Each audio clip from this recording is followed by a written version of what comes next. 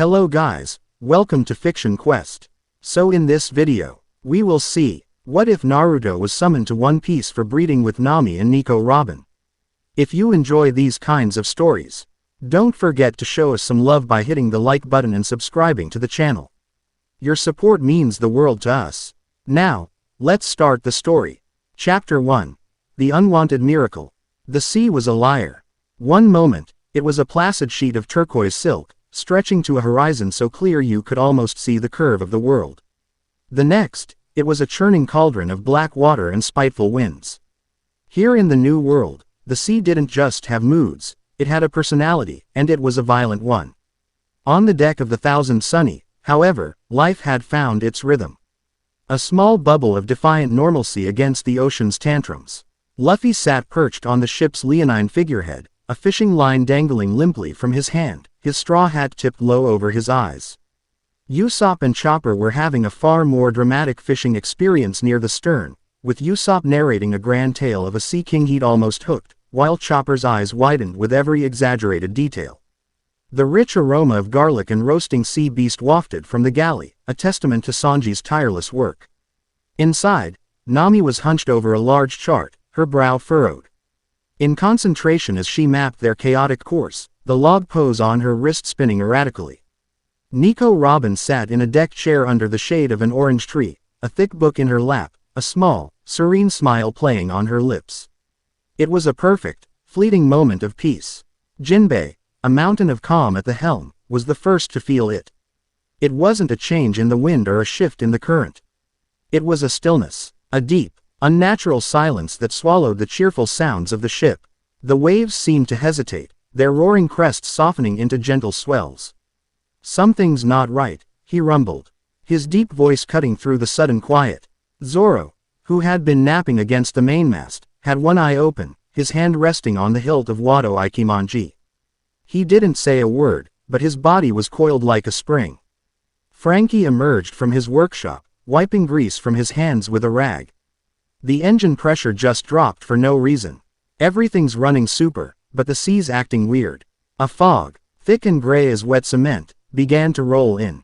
It wasn't the misty, ethereal fog of a cool morning. This was dense, oppressive, and unnervingly warm.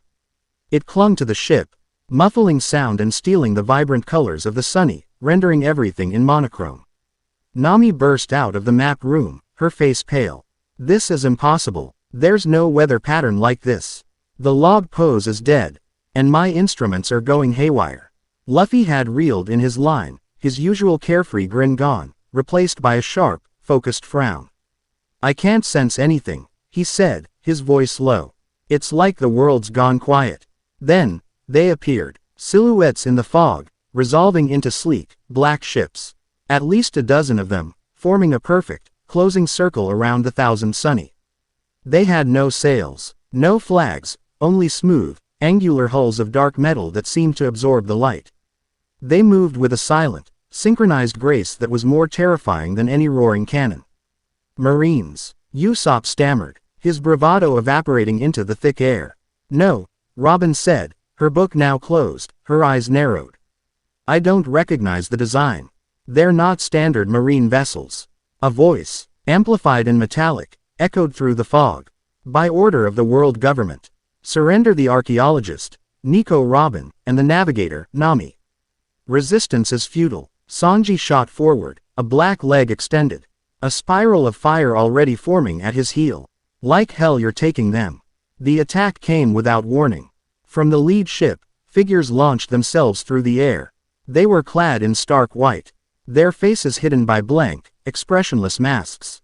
CP Aegis Zero. Their movements were a blur of deadly efficiency.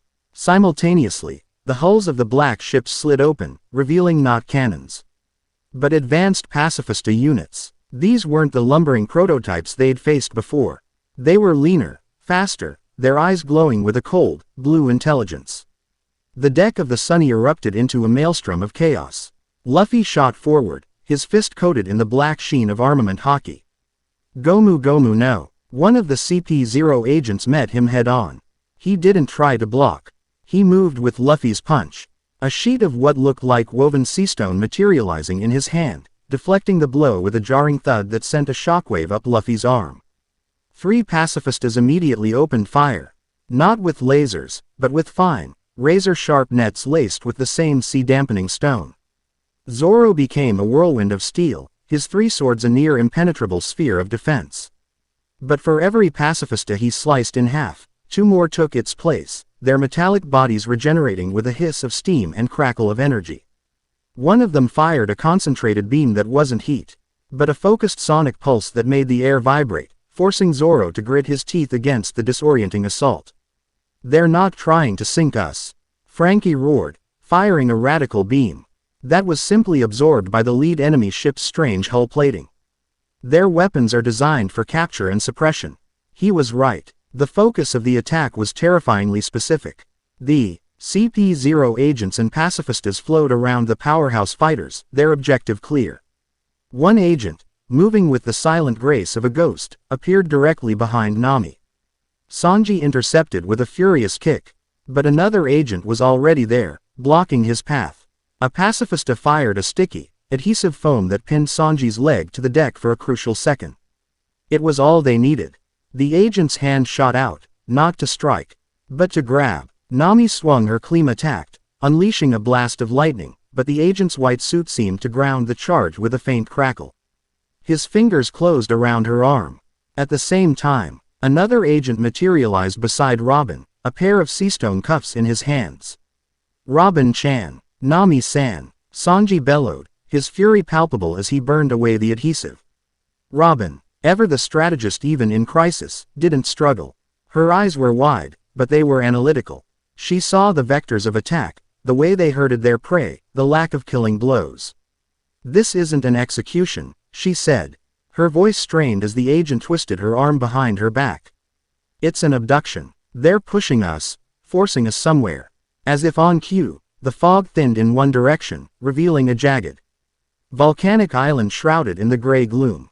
The black ships shifted, their movements coordinated, using suppressing fire to gently but inexorably force the Thousand Sunny towards the island's single black sand beach. "We're being herded like cattle," Jinbei growled, fighting the unnatural currents that now pulled them toward the shore.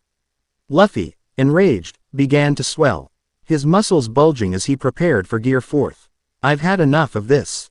Before he could transform, a high-frequency sound emitted from the lead ship, a piercing whine that drilled into his skull. It wasn't just loud. It felt like it was specifically tuned to disrupt Haki. Luffy staggered, clutching his head, his concentration broken. "Captain!" Chopper cried out, transforming into his heavy point to swat away a pacifista. It was a losing battle. They were out-teched, outmaneuvered, and their enemies fought with a chillingly impersonal strategy. With Nami and Robin now in the grasp of 2 CP0 agents. The enemy's objective shifted. The agents leapt from the deck of the Sunny, landing gracefully on the black sand of the island. The pacifistas ceased their direct assault on the crew and formed a perimeter.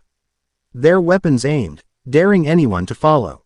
Aboard a hidden vessel cloaked miles away, 5 elderly figures watched the events unfold on a large, shimmering screen that looked like a captured mirage. "The matriarchs are secured," one said, his voice like rustling parchment. "The genetic markers are ideal. Strong-willed, intelligent, with latent potential." "And the array?" another asked, a long scar running across his face. "The science division assures us the calculations are precise," the blonde, sword-wielding elder replied. "It is a crude but powerful fusion of ancient runes and modern energy focusing. It will tear a hole, just as the texts described. The vessel must be potent," a third, broad-shouldered man stated. "Our world has grown stagnant. The blood lines of the celestial dragons weaken with every generation. We need new strength, absolute strength, bound to our will from birth. The Genesis Project begins today," the tallest of them declared, his hands steepled. "A new era of absolute stability, built upon a foundation of divine power. The power to end the very concept of defiance." On the island, the grim reality of their words was taking shape. Nami and Robin were dragged across the beach toward the island's center. There, in a wide, flat clearing of obsidian rock, was an enormous circular array etched into the ground. The lines glowed with a sickly purple light. Robin's eyes widened in horror. The symbols were a bastardization of the language of the poneglyphs, twisted and interwoven with circuits and technology she had never seen before. It was sacrilege. It was a weapon made from history. "What is this?" Nami cried out, struggling against the agent's iron grip. "Your purpose," the agent said, his voice flat and devoid of any emotion. He and his partner forced the two women into the dead center of the glowing circle. The light intensified, the hum growing into a deafening roar. The air grew thick, heavy, tasting of ozone and blood. The agents retreated to the edge of the circle, kneeling as if in supplication. The crew of the Thousand Sunny watched in horror from the shore, held at bay by the unwavering line of pacifistas. "Nami, Robin," Luffy roared, his voice raw with fury and helplessness. The energy from the array spiraled upwards, punching a hole in the perpetual gray fog, revealing a sky a bruised and violent shade of purple. The very fabric of space seemed to groan, to stretch. But the cataclysm didn't come from the array. Naruto Uzumaki savored the rich, pork-flavored broth of his miso ramen. He was at Ichiraku, the stool worn smooth and familiar beneath him. The fourth great ninja war was over. Peace, a concept he had chased his entire life, was finally a reality.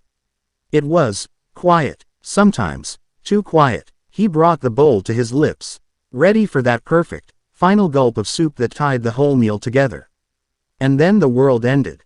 It wasn't an explosion. It was a pull, a violent, metaphysical hook that snagged his very soul. The familiar wooden counter of Ichiraku dissolved into a vortex of screaming, impossible colors. The taste of ramen was replaced by the acrid burn of ozone. His senses, honed by Sage Mode and the power of the Six Paths, screamed at him. He was being torn apart and reassembled on a molecular level, dragged through a dimension that wasn't meant for living things. He materialized with a gut-wrenching lurch, staggering to one knee. The world slammed back into focus. He was in the center of a roaring vortex of purple energy. The ground beneath him was black stone, covered in glowing symbols that pulsed with a malevolent light. The air was thick with salt and fear. His instincts took over before his mind could catch up. He saw two women, one with vibrant orange hair, the other with raven black. Both looking at him with expressions of pure, terrified shock.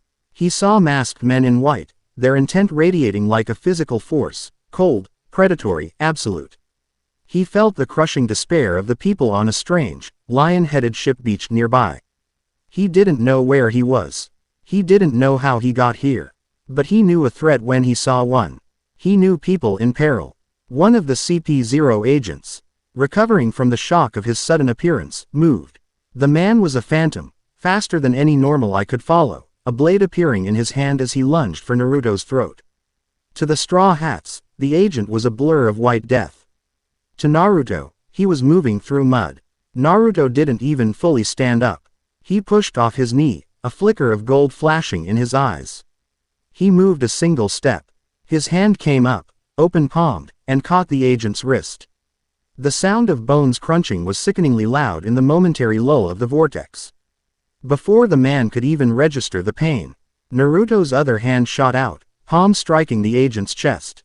There was no explosion, no grand display, just a concussive thump. The agent was launched backwards as if fired from a cannon, skipping across the black sand like a stone on water before slamming into the base of the volcano with enough force to crack the rock.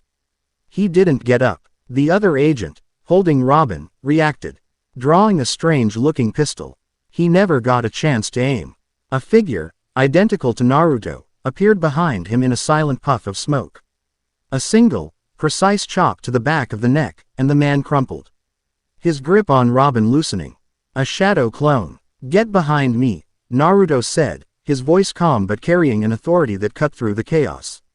He placed himself squarely in front of Nami and Robin.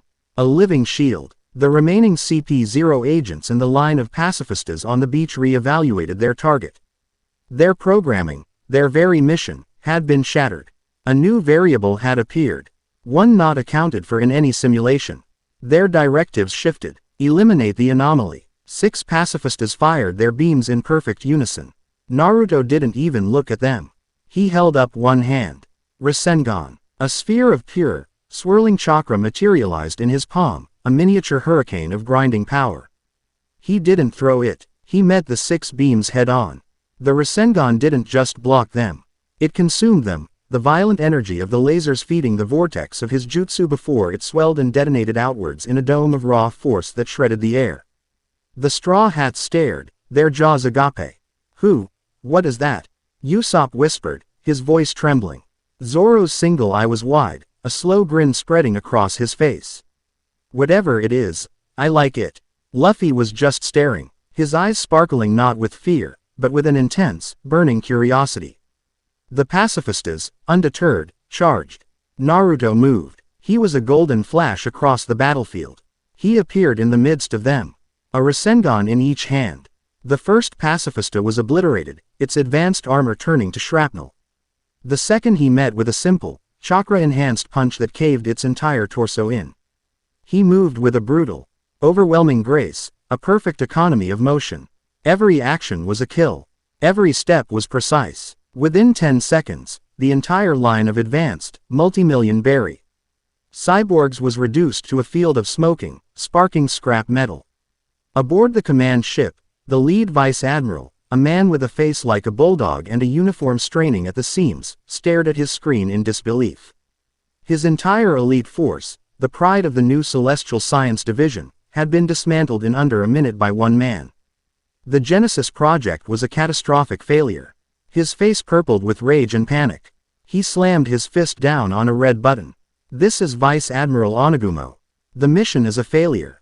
The target is an S-class threat of unknown origin. I'm authorizing a buster call. I repeat, a buster call. Annihilate that island. Leave nothing but glass. On the island, Naruto's enhanced senses picked up the new threat immediately. 10 massive battleships, emerging fro. The fog on the other side of the island, their cannon ports opening. He could feel the immense energy signature of hundreds of cannons preparing to fire. An attack that would not just destroy the island, but vaporize it. He looked back at the lion-headed ship, at the crew staring at him, at the two women behind him, who were looking at him not with fear anymore, but with a dawning sense of awe and disbelief. He had no idea who they were, but he wasn't going to let them die. He brought his hands together in a familiar sign. Don't worry, he said over his shoulder, a flash of his old, confident grin appearing for a moment. I'll handle this. He created 2 shadow clones. They stood on either side of him, and together, they began to form a new technique. The air began to scream. A small, 4-pointed shuriken of wind appeared in his main hand, spinning with an ear-splitting shriek. But it didn't stop there. It began to grow, and grow, and grow. The incoming cannonballs from the Buster Call fleet were visible now. Black specks against the gray sky. The spinning shuriken of wind in Naruto's hands expanded to the size of a house, then to the size of a battleship, and then it kept going, dwarfing the very volcano on the island. The sound was no longer a shriek, it was the sound of reality itself being torn apart, a gale of 1,000,000 microscopic blades. Kurama's orange chakra flared around him, feeding the monstrous technique. Wind style. Massive Rasenshuriken. With a roar, he hurled it. It didn't fly so much as it blotted out the sky. It met the volley of Buster Call cannonballs halfway. The result was not an explosion. It was an uncreation. The cannonballs, the air, the very light around them were shredded into nothingness. The impact of the jutsu colliding with the attack created a shockwave that was a physical entity, a wall of wind that hit the sea and created a rogue wave 1,000 feet high. A hurricane, born in an instant, descended upon the marine fleet, too. SSING the massive battleships around like toys in a bathtub. The same wind caught the Thousand Sunny, but it was a controlled, directional blast. It was the escape route he had created. Go! Naruto yelled, his voice carrying over the storm. Get out of here, now! Jinbei didn't need to be told twice. Frankie activated the coup de burst, and the ship, propelled by the cola-powered cannon and the tailwind of Naruto's jutsu, launched into the air, flying over the churning waves and into the relative safety of the storm's edge. The last thing the Straw Hats saw as they flew away was the lone figure standing on the black sand beach. The apocalyptic storm he had created raging around him. A moment later, a yellow flash, and he was there, landing softly on the grassy deck of the Sunny, the wind whipping his strange, tattered orange jacket. The ship settled back into the water, rocking violently as it rode the edges of the maelstrom. The crew, all of them, just stared. Sanji's cigarette had fallen from his mouth. Zoro had resheathed his swords, his expression one of profound respect. Usopp was hiding behind the mast, peeking out with wide eyes. Naruto stood there for a long moment, looking back at the chaos he had wrought. He could feel the life signatures of the Marine fleet scattering, broken and defeated. He looked down at his hands, then at the strange, vibrant green grass of the deck, the cheerful orange trees. The impossible lion figurehead. He looked at the faces of the crew, a collection of the strangest people he had ever seen. Finally, his gaze settled on Nami and Robin, who were now being fussed over by a small, talking reindeer. The adrenaline began to fade, replaced by a deep, profound sense of dislocation. He was not in Konoha. He was not even in his own world. The very energy of this place felt different, wilder, untamed. He took a deep breath, the salty air filling his lungs. He looked at the crew, his expression no longer that of a warrior god, but of a lost and confused man. "Okay," he said, his voice surprisingly normal. "Where the hell am I?" Chapter 1 End. Chapter 2. An alliance forged in defiance. The silence that followed Naruto's question was heavier than the unnatural fog had been. It was a dense, weighted quiet, filled with the thousand unasked questions that hung in the air between them. The thousand Sunny, now free of the immediate threat, rocked gently on the agitated sea. The only sounds the creak of wood and the distant, fading rumble of the storm Naruto had unleashed. The crew of the Straw Hat Pirates, a collection of individuals who had stared down emperors of the sea and defied gods, simply stared at the blond man in their midst. He stood with a posture that was deceptively relaxed, yet carried the coiled readiness of a predator. His clothes were bizarre, a tattered black and orange jacket over a mesh shirt, and pants that looked practical but utterly foreign. His hair was the color of sunshine, a stark contrast to the grit and weariness in his eyes. Those eyes, a blue so deep they seemed to hold their own sky, scanned each of them, not with aggression, but with a searching, intelligent curiosity. It was the talking reindeer who broke the spell. Chopper, his ingrained instinct as a doctor overriding his fear, trotted forward, his little hooves making soft clopping sounds on the deck. You're hurt," he said, his voice small but firm. He pointed a hoof at a long, shallow gash on Naruto's arm, a cut he'd received from a pacifista's shrapnel without even seeming to notice. "And you appeared from nowhere and used all that energy. You must be exhausted. You should come to the infirmary." Naruto blinked, looking down at his arm as if noticing it for the first time. He then looked at the small, fuzzy Kree. A tear speaking to him and a flicker of a smile touched his lips. It didn't quite reach his eyes. Talking raccoon dog. I'm a reindeer. Chopper stomped, his momentary professionalism forgotten. This, of all things, seemed to anchor the crew. Sanji finally managed to light a new cigarette, his hands trembling slightly. He saved Nami-san and Robin-chan, he breathed out, a puff of smoke obscuring his face. Whatever he is, we owe him. Zoro's hand hadn't left his swords, but his stance had eased. Power like that doesn't just appear from nowhere, he said, his one eye narrowed in a look of intense evaluation. The question isn't just where you're from. It's what you are. Luffy, however, had already closed the distance. He wasn't staring at Naruto's face or his strange clothes. He was staring at Naruto's center. A look of profound concentration on his face. Your haki is weird, he declared, poking a finger toward Naruto's stomach. It's not like ours. It's warm. And it's huge. Like a sun. Naruto instinctively took a half step back, unused to someone so casually invading his space, let alone someone who could apparently see his chakra. Haki. I don't know what that is. This is my chakra. He glanced back at the two women he had protected. Nami was being wrapped in a blanket by a tall, skeletal man with an afro, while Robin was calmly answering questions from a cyborg with blue hair. They were safe. That was the only thing that mattered for now. He let out a long, slow breath, the tension finally draining from his shoulders. The world seemed to tilt for a second, and he put a hand to his head. A wave of vertigo washing over him. The trans-dimensional trip had taken more out of him than he'd realized. Okay, Naruto conceded to the little reindeer. Infirmary sounds good. The infirmary was as strange as the rest of the ship, clean and orderly but filled with bizarre medical contraptions. Chopper, now in his more man-like brain-point form, directed Naruto to sit on the examination bed. The rest of the crew crowded in, filling the small room with a nervous energy. Only Zoro and Jinbei remained outside, standing guard on the deck. As Chopper carefully cleaned the gash on Naruto's arm, he hummed in fascination. "Your cell structure is incredible. The regeneration rate is dozens of times faster than a normal human's. And this energy, this chakra, it flows through you like a second circulatory system. It's dense, powerful, I've never seen anything like it." Naruto watched him work, a small, tired smile on his face. "You're a good doctor. The best." Chopper beamed, puffing up with pride before refocusing. Nami, now warm and dry, stepped forward. Her initial shock had been replaced by the sharp pragmatism that had seen her through countless crises. Her amber eyes were sharp, analytical. "Okay, let's start with the basics. My name is Nami. We are the Straw Hat Pirates. You saved us. Thank you." She gave a short, respectful bow. "You said your name is Naruto."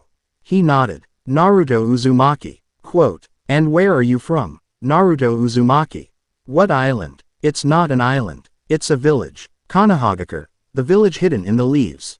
It's in the land of fire." The crew exchanged blank looks. Frankie pulled down his sunglasses. "Never heard of it. And I've been all over the Grand Line." "The Grand Line," Naruto repeated, the name meaning nothing to him. "Is that part of the elemental nations?" Robin stepped forward, her expression unreadable but her eyes holding a deep, scholarly curiosity. "I have read almost every known historical text and stud, i.e. maps from all 4 seas and the Grand Line. There is no record of a land of fire, or elemental nations. Tell me, what is the name of your world's great ocean?"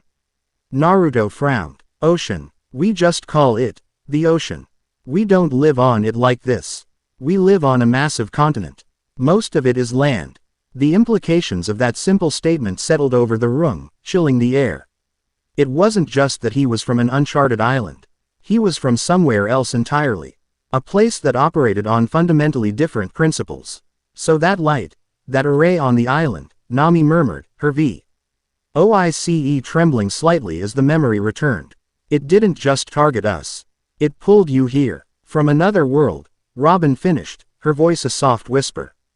The concept was so fantastical it bordered on mythological. But they had just witnessed a man create a hurricane with his bare hands. The impossible was suddenly on the table. Naruto's face hardened. He remembered the pull, the malevolent energy of the ritual. He looked at Nami, then at Robin. "Those men in white, they were after you. They dragged you into that circle. They used you as a catalyst." His voice was low, laced with a cold anger.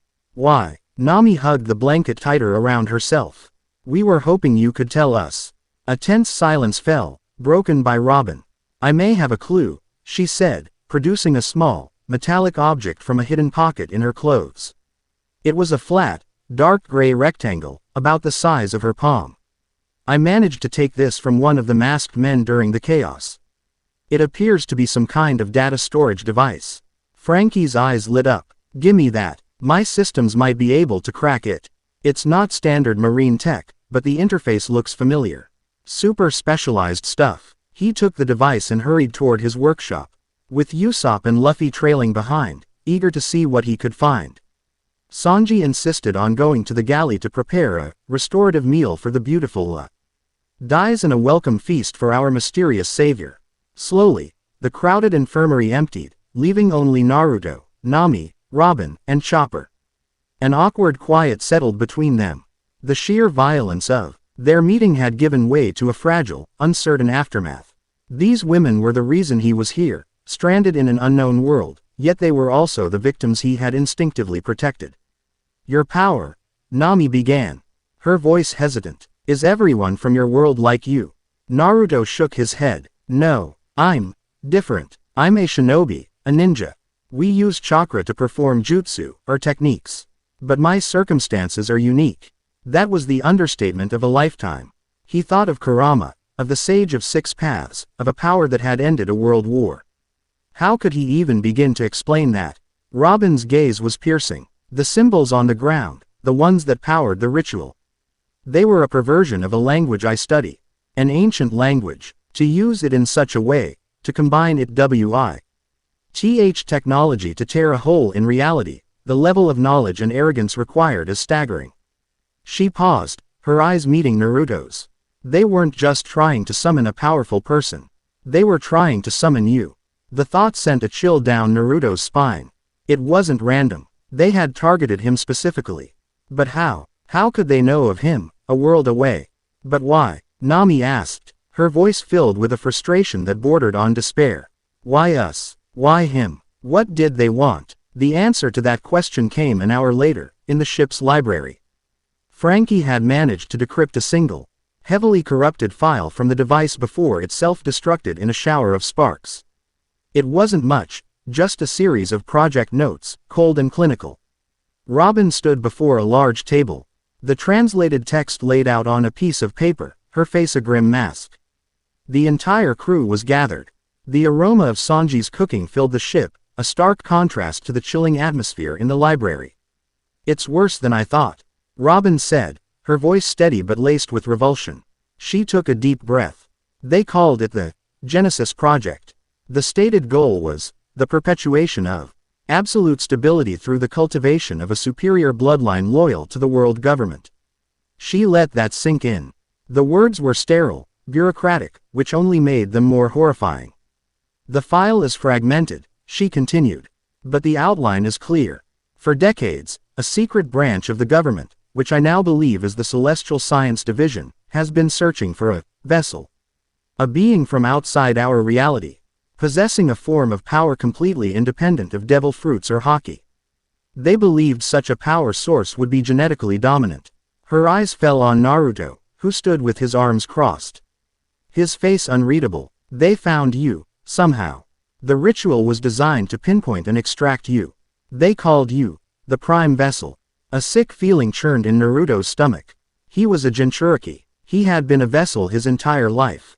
He had fought and bled to be seen as more than the demon sealed inside him. And now, in a new world, he was being given the same label.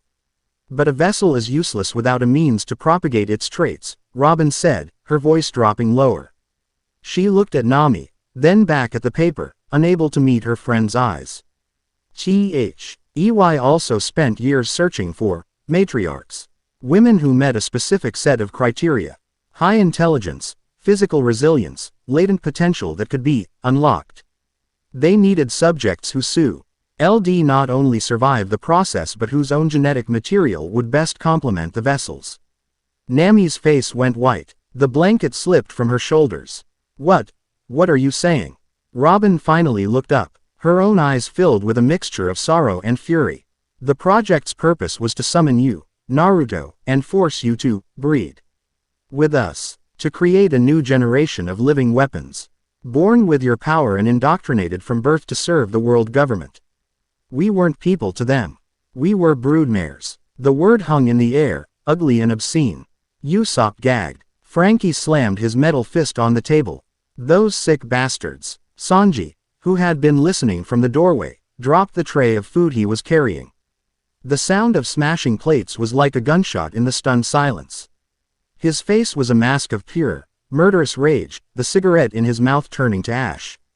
Nami staggered back, a hand flying to her mouth. Her mind flashed to Arlong, to being chained to a desk, valued only for her skill. A tool to be used. This was 1,000 times worse. This was a violation on a biological, fundamental level. To be reduced to nothing more than a womb for someone else's ambitions. A choked sob escaped her lips. Robin's composure finally cracked. A single tear traced a path down her cheek. All her life, she had been the demon child, hunted for what was in her mind. Now, they had hunted her for what was in her very DNA. But it was Naruto's reaction that changed the atmosphere in the room. He didn't look shocked. He didn't look awkward or embarrassed. The air around him grew cold. The faint, warm light of his chakra that Luffy had mentioned seemed to dim, replaced by an oppressive pressure. He uncrossed his arms, and his hands clenched into fists at his sides. The knuckles were white. When he spoke, his voice was dangerously quiet. They were going to force you. The question wasn't for clarification. It was a confirmation of a sin so profound it demanded retribution. Robin nodded, her voice barely a whisper. The file mentioned compliance measures, psychological conditioning, alchemical restraints. They had no intention of asking for consent. Naruto closed his eyes. He saw the faces of his friends, of the people he had sworn to protect. He saw the wars fought over power, over bloodlines like the Uchiha and the Hyuga. He saw the loneliness of Gaara, feared and reviled as a weapon for his village. He saw himself, an outcast, a monster in the eyes of everyone, valued only for the beast sealed in his gut.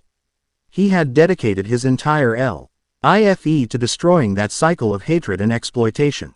And these people, this world government, had tried to start it anew. With him as the unwilling centerpiece.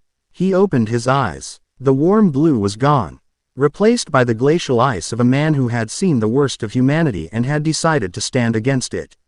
Then they just made an enemy of the wrong person, he said, the words as solid and final as carved stone. I don't care who this world government is. I don't care how powerful they are. Anyone who would do this, who would even think of doing this, they are my enemy.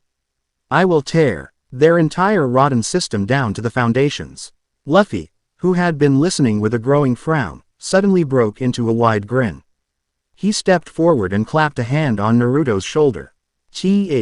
Oppressive pressure vanished as if it had never been there. Your enemy is the world government? Luffy asked, his voice filled with cheerful certainty. So are ours. We punched one of their celestial dragon jerks, burned their flag, and broke into all their top-secret prisons. They hate us. He laughed, a loud, infectious sound that shattered the horrified tension. You wanna tear them down? Good. That sounds like fun. Welcome to the crew. Naruto stared at the boy with the straw hat. His declaration was so simple, so absolute, so utterly without hesitation. In Konoha, an alliance would have meant days of negotiation, treaties, political maneuvering. Here, it was sealed with a grin and a shared hatred for bullies. A genuine smile, the first since he'd arrived, spread across Naruto's face. It was a mirror of Luffy's, wide, honest, and full of defiant spirit. Yeah, he said. Okay, that was it. The alliance was forged, not in a council room, but in a ship's library, born from a shared revulsion and a simple, profound agreement. The people in charge were wrong, and they needed to be stopped. The feast that followed was a raucous affair. Sanji, his fury now channeled into his cooking, had prepared a mountain of food. It was a celebration of defiance, of survival. Naruto, seated between Luffy and a still somber Nami, ate with a hunger he hadn't felt in years. The food was incredible, flavors he had never imagined. He watched the crew interact. He saw Luffy steal food from everyone's plate, only to be kicked by Sanji. He saw Usopp tell a wildly exaggerated version of the day's events, where he claimed to have single-handedly fought off 3 CP0 agents. He saw Zoro engage in a drinking contest with Nami, a contest he was surprisingly losing. He saw the easy camaraderie, the deep, unshakable bonds of a family forged in fire. It reminded him of his own Team 7, of the crazy, dysfunctional, loving family he had fought so hard for. He found himself laughing, a real, deep laugh that came from his gut. For the first time since he arrived, the crushing sense of dislocation eased. He might be lost, but he wasn't alone. Later, as the moon cast a silver path across the dark water, he found himself on the deck. The party had wound down, and a comfortable quiet had settled over the sunny. He leaned against the railing, staring out at the endless expanse of sea. It's overwhelming, isn't it? He turned. Robin was standing a few feet away, holding 2 cups of what smelled like coffee. She offered one to him. Thanks, he said, taking it. The warmth spread through his hands. Yeah, it is. Back home, there's always land. You always know which way you're going. Here, it's just never ending. You get used to it, she said, her voice soft. Or you learn to love the freedom of having no fixed path. She took a sip from her cup. I wanted to thank you properly. Not just for saving us, but for your reaction earlier. In the library, Naruto frowned. They were going to hurt you. Hurt your friend. Anyone would have reacted that way. A small, sad smile touched her lips. No, she said quietly. Not everyone. I have been hunted my entire life. Most people, when they learn what I am, or what I am capable of, react with fear or greed. They want to control me, use me, or destroy me. You reacted with anger for us. It's a distinction I am not accustomed to. Their eyes met, and an understanding passed between them. Both had been labeled monsters. Both had been seen as weapons. In that shared history, a quiet bond began to form, a connection built on mutual respect for the survivor in the other. The world government, they fear what they can't control, Robin continued. My ability to read the poneglyphs threatens their version of history. Your power threatens their very concept of supremacy. And Nami, her talent for navigating the most impossible seas represents a freedom they cannot tolerate. That is why we were chosen. We are symbols of everything they wish to suppress. Before Naruto could respond, a whisper of movement caught his attention. It wasn't a sound. It was a void, a patch of silence in the gentle symphony of the ship and the sea. His sage mode instincts, which he had subconsciously activated, screamed a warning. He moved without thinking. He grabbed Robin, pulling her behind him as he spun around. Get down. A flicker of black shot past where her head had just been. It was a blade, dark as polished night, and it seemed to drink the moonlight. It left a faint trail of distortion in the air, and where it passed, Naruto felt his own chakra waver. As if being pulled apart. A figure stood on the railing, where nothing had been a second before. He was tall and impossibly thin, clad in a tight-fitting black suit that seemed to melt into the shadows. He wore a smooth, porcelain mask that covered his entire face, marked only by a single, vertical black line. He held two of the strange, black blades. No sound came from him. No breath, no footstep. He was a hole in the world. The asset will be retrieved, a voice said, but it didn't come from the man. It was a synthesized, toneless whisper that seemed to emanate from the air all around them. The vessel will be contained. Lay down your arms. Zoro was on his feet in an instant, swords drawn. Sanji burst from the galley, his leg wreathed in flame. But the man on the railing ignored them. His blank mask was fixed on Naruto. You're one of them, Naruto said, his body thrumming with sage energy, pushing back against the unnerving aura the man emitted. Celestial Science Division. Designation. Silence. The synthesized voice replied. Your compliance is not optional. Silence lunged. He didn't charge. He flowed across the deck like spilled ink. He was faster than the CP0 agents. His movements unnervingly fluid. Zoro moved to intercept, but silence seemed to phase through his attack, the black blade aimed at Naruto's neck. Naruto brought up his arm to block. The black blade met his skin, and instead of cutting deep, it sent a jolt of debilitating feedback through his chakra network. It felt like ice and static being injected directly into his veins. His Rasengan, which he had started to form, sputtered and died. Chakra-disrupting blades, a weapon designed specifically for him. My attacks don't work, Naruto grunted, dodging another silent, deadly arc of the blade. This was not a brawl. This was an assassination. Luffy shot forward, his fist black with haki. Gomu Gomu no pistol. Silence didn't even turn. He twisted his body at an impossible angle, letting the punch fly past him. While his other blade flickered out, aimed at Luffy's outstretched arm. Sanji's kick forced Silence to abandon the attack and leap back, landing silently on the mast. The small, localized field of quiet around him was unnerving. The Straw Hat's battle cries, the clash of steel, everything seemed to become muted and distant when he was near. He's too fast, and I can't get a lock on him. Usopp yelled, firing a pop green that Silence simply sliced in two before it could activate.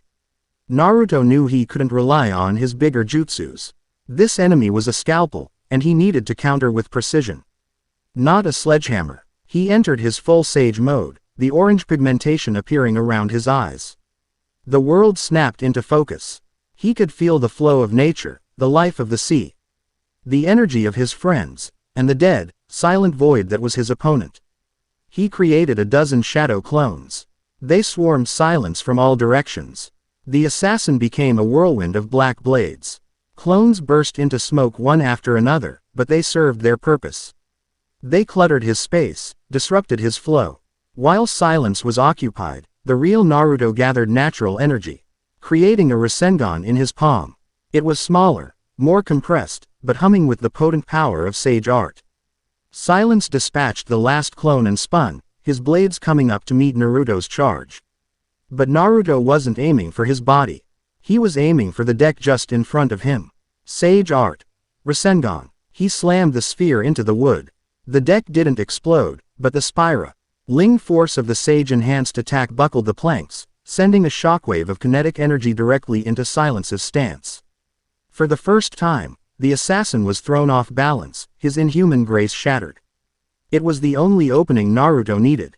He was already there, his other hand grabbing the assassin's wrist, twisting it with brutal force.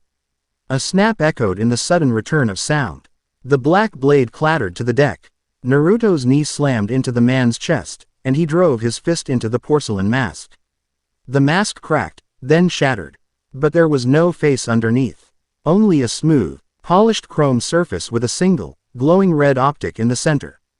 A machine, or a cyborg so advanced he was more machine than man. Analysis complete, the synthesized voice whispered, as the cyborg's body began to shimmer. Vessel's combat data acquired, adapting, retreating. Before Naruto could land another blow, the cyborg's body dissolved into a cloud of black particles, which were swept away on the night wind, leaving nothing behind but a cracked mask fragment and the dropped blade. Naruto stood breathing heavily, the adrenaline fading. He looked at the black blade on the deck, then at the spot where the cyborg had vanished. It had been a struggle. A real struggle. He had won, but his opponent had gotten what he came for, data. They were learning, adapting. He looked up and saw the entire crew staring at him. Nami and Robin were standing together near the galley door, their faces pale with fear, but their eyes were fixed on him. In their gaze, he saw more than just gratitude. He saw a fragile, burgeoning trust, a trust that had been earned not just with overwhelming power, but with strategic thinking and a clear, desperate struggle to protect them. He walked over and picked up the dropped blade. It felt cold, dead. It was a weapon made not just to kill, but to negate what he was. "They'll be back," he said, his voice low and grim. He wasn't just a protector anymore. He was a target, and by extension, so was this entire crew. His arrival had painted a massive, unmissable target on the back of the Thousand Sunny. He looked from the dead blade in his hand to the faces of his new, strange, and fiercely loyal allies. He saw their determination, their defiance. He saw Nami and Robin, looking at him with an unspoken promise. They were in this together now, whether they liked it or not. His new fight, in this new world, had truly begun. And the enemy was intelligent, relentless, and learning from every encounter. Chapter 2 End. Chapter 3. The Sunken Library of Umbra. The air on the Thousand Sunny had changed. The easy, chaotic cheer that was the ship's lifeblood had been replaced by a low, simmering vigilance.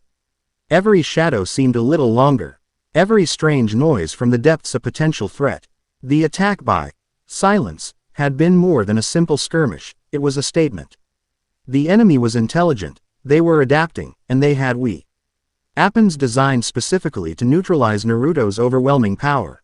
The broken fragment of the assassin's mask and his dark, chakra-disrupting blade lay on the table in the ship's library, objects of intense study. Frankie had analyzed the metal, finding it to be a bizarre alloy unknown to him, laced with microscopic channels that seemed to actively leach energy. Chopper was fascinated and horrified by the biological reports from the single drop of blood left behind, speaking of nanotechnology and cellular regeneration that blurred the line between man and machine. He was a hunter, Naruto said, his voice low. He was staring at the blade, his own chakra still feeling faintly sluggish where the weapon had touched him. He wasn't meant to win. He was meant to learn. To gather data. "They're treating you like a science project," Nami said, her voice laced with disgust. "They throw these things at you just to see how you react, what your limits are." Robin, who had been silent until now, finally looked up from the ancient-looking charts she had spread across the table. Her expression was one of deep, scholarly focus. "If we are to fight them, we cannot simply counter their attacks. We must understand their methods." This all began with the summoning ritual. It was a fusion of advanced science and something much, much older. A perversion of history. If we can understand how they brought you here, We might be able to predict their next move, or even find a way to sever their connection to whatever knowledge they're using. But how? Usopp asked, fiddling nervously with one of his new pop greens. The island where it happened is a crater now. All knowledge leaves echoes, Robin said, a faint, determined light in her eyes. And the most ancient knowledge of this world is stored in very specific places. Her finger traced a path on the map, landing on a dark, ominous blotch in a remote sector of the New World. Here, the island of Umbra. Zoro, who had been cleaning his swords nearby, grunted. Umbra, the Isle of Shadows. Heard of it? A place pirates avoid. They say the sun never shines there, and the sea around it is black and dead. The legends are true, Robin confirmed. It exists in a perpetual state of twilight due to a unique, localized atmospheric phenomenon. But it's famous for something else. It was once home to the great library of Umbra, Aripo Sea. Tori of Knowledge said to rival even Ohara. The library was destroyed centuries ago in a civil war, and most of it sank into the island's central lake. But the deepest archives, the ones carved from the island's very bedrock, are said to have survived, flooded but intact. Luffy's eyes sparkled. A sunken library. Sounds like an adventure. Let's go. It's not that simple, Luffy, Jinbei cautioned, his heavy brows furrowed. Umbra is not uninhabited. Since the library's fall, the island has been under direct marine control. It's ruled by Vice Admiral Kageyama, a man fanatically loyal to the LD government's ideology of absolute order. He believes uncontrolled knowledge is the greatest threat to peace. He runs Umbra like a prison camp, suppressing all forms of unnecessary learning. Oler like Robin stepping foot on that island would be a death sentence. The perfect place to hide a secret, and the most dangerous place for them to go. So we can't just sail in and ask for a library card, Sanji mused. Lighting a cigarette, it has to be a stealth mission. All eyes turned to Naruto. He was the trained shinobi, the master of infiltration and silent movement. He met their gazes and nodded slowly. A small team. Less chance of detection. I'm going, Robin said immediately.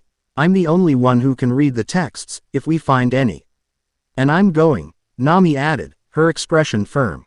It's a sunken labyrinth. You'll need a navigator to map your way through and a thief to spot the traps. And with all those marines, you'll need someone who can read the weather of a hostile occupation. Luffy pouted. But I wanna go. Captain, your job is the most important, Jinbei said, placing a massive hand on Luffy's shoulder. You must guard the Sunny.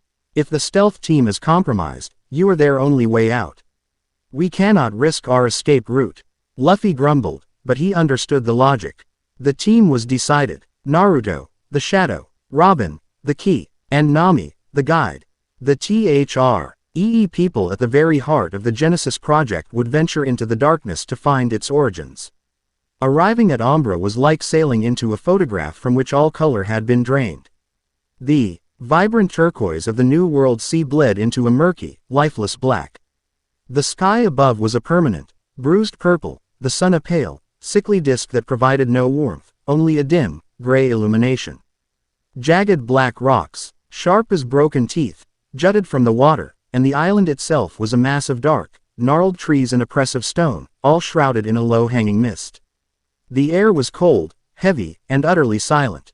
They moored the Sunny in a hidden inlet miles away and took a small, cloaked boat toward the single port town. The town of Umbra was as lifeless as its surroundings. The buildings were gray, uniform blocks of stone. The people moved with a slow, shuffling gait, their faces blank, their eyes perpetually downcast. Marines patrolled every corner, their white uniforms a stark, jarring contrast to the gloom. They didn't speak. They just watched, their presence a constant, suffocating pressure. The trio, hidden under dark cloaks, slipped through the back alleys. Nami led the way, her instincts sharp, guiding them through the maze of oppressive architecture. They saw a young boy drop a small, hand-carved toy. Before he could pick it up, a Marine crushed it under his boot, not with anger, but with a detached sense of duty, as if tidying a mess. The boy didn't cry, he simply stared at the splinters before his mother pulled him away. This place is awful, Nami whispered, her hand tightening into a fist. They've crushed their spirits. This is the peace The world government wants for everyone, Robin murmured, her eyes cold. Obedience through emptiness. Naruto said nothing. He had seen this before, in the land of rain under Pain's rule. A peace bought with fear wasn't peace at all. It was just a cage. The sunken library was in the island's center, a vast, dark lake of stagnant water surrounded by crumbling ruins. In the middle of the lake, the top floors of a colossal, ornate structure broke the surface, its towers and domes covered in moss and decay. The only entrance was a stone causeway, heavily guarded by a platoon of marines. No way through the front, Naruto stated, his eyes scanning the perimeter. We'll go under. Robin, how deep is the water? The archives were said to be at the very bottom. The pressure will be immense. Doesn't matter. Naruto turned to them, a flicker of his old, confident grin appearing. Just hold your breath. He created 2 shadow clones. One transformed into a large, monstrous-looking sea creature and created a noisy diversion on the far side of the lake, drawing the attention of the guards. The second clone grabbed Nami and Robin and, with Naruto, leapt into the frigid, black water. The real Naruto immediately enveloped the 3 of them in a thin, shimmering layer of chakra, a makeshift bubble. That kept the water and the crushing pressure at bay. It was an immense drain on his reserves, especially with his damaged pathways, but it was their only way in. They sank into the silent, suffocating darkness. The library's submerged sections were a haunting, beautiful ruin. Entire wings filled with petrified books floated in the black water like drowned ghosts. They found an underwater entrance, a massive, ornate window that had been shattered long ago. Inside, the air was stale and smelled of wet stone and decay.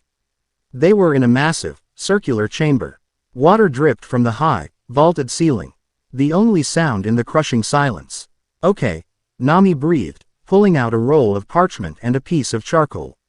Let's not get lost. For hours, they navigated the labyrinth. It was a test of pure skill. Nami's mind was a compass, her hand sketching a flawless map as they moved, her sharp eyes spotting the subtle glint of a tripwire or the discoloration of a pressure plate on the floor. Naruto moved with the silence of a whisper, his senses on high alert, disarming the ancient, mechanical traps they couldn't bypass. Robin was their living encyclopedia, identifying architect Ural styles to determine their location within the vast complex. This is the Hall of Astronomy. That archway leads to the philology wing. The poneglyph, if it exists, would be in the deepest, most cred section. The Chamber of First Words. They were a perfectly synchronized team, their individual talents weaving together into a single, efficient unit. They spoke little, communicating mostly through hand signals and shared glances. A silent language born of mutual trust. In his Spartan, brutally orderly office overlooking the town, Vice Admiral Kageyama smoothed a non-existent wrinkle from his uniform. He was a man carved from granite, with a jaw that seemed permanently clenched and eyes that held no light. He believed in order above all else. Chaos was a weed, and knowledge was its seed. His island was a perfect garden, pruned of all dissent, all curiosity, all messy, unpredictable thought. The report came via a sharp rap on his door. Sir, a disturbance at the lake. And we've CTED a breach in the library's lower levels. Kageyama's jaw tightened. The disease of curiosity, he hissed. It spreads. Seal the exits. Take a full squadron. We will corner these rats in their maze and exterminate them. He stood, grabbing his sheathed katana. I will lead them myself. The trio had finally reached a massive, circular door of solid stone, covered in intricate carvings. The Chamber of First Words, Robin whispered. Her voice filled with reverence. She ran her hands over the carvings. It's a lock, a puzzle based on the dawn of language. As she worked, deciphering the ancient linguistic puzzle, Naruto suddenly held up a hand. Company, he breathed. He could hear them, the rhythmic tramp of boots echoing through the stone corridors. Dozens of them, closing in. Robin, how much time? Nami asked, her heart pounding. Minutes, maybe less, Robin replied, her fingers flying across the stone, pressing symbols in a complex sequence. The footsteps grew louder. Flashlight. T-beams cut through the gloom down the hallway. They're here, Naruto said, his body tensing. He prepared to form a hand sign, ready to create a wall of clones to buy them time.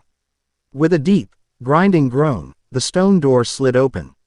I've got it, Robin exclaimed. They scrambled inside, and the door slid shut behind them, sealing them in darkness. A moment later, they heard Kageyama's men trying to force it open from the outside. Robin touched a glowing crystal on a pedestal, and the chamber filled with a soft, ethereal light. They were in a vast, dry cavern. And in the center, standing 30 feet tall, was a poneglyph. It was made not of the usual dark stone, but of a pearlescent, obsidian-like material that seemed to drink the light. While Robin rushed forward to read it, Nami and Naruto stood guard at the door, listening to the pounding from the other side. That door won't hold forever, Naruto said.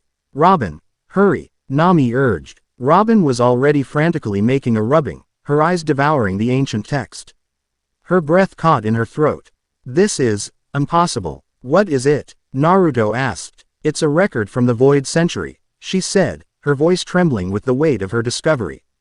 It describes a failed ritual, a ceremony performed by the 20 kingdoms, to summon a warrior of immense power from beyond the sky.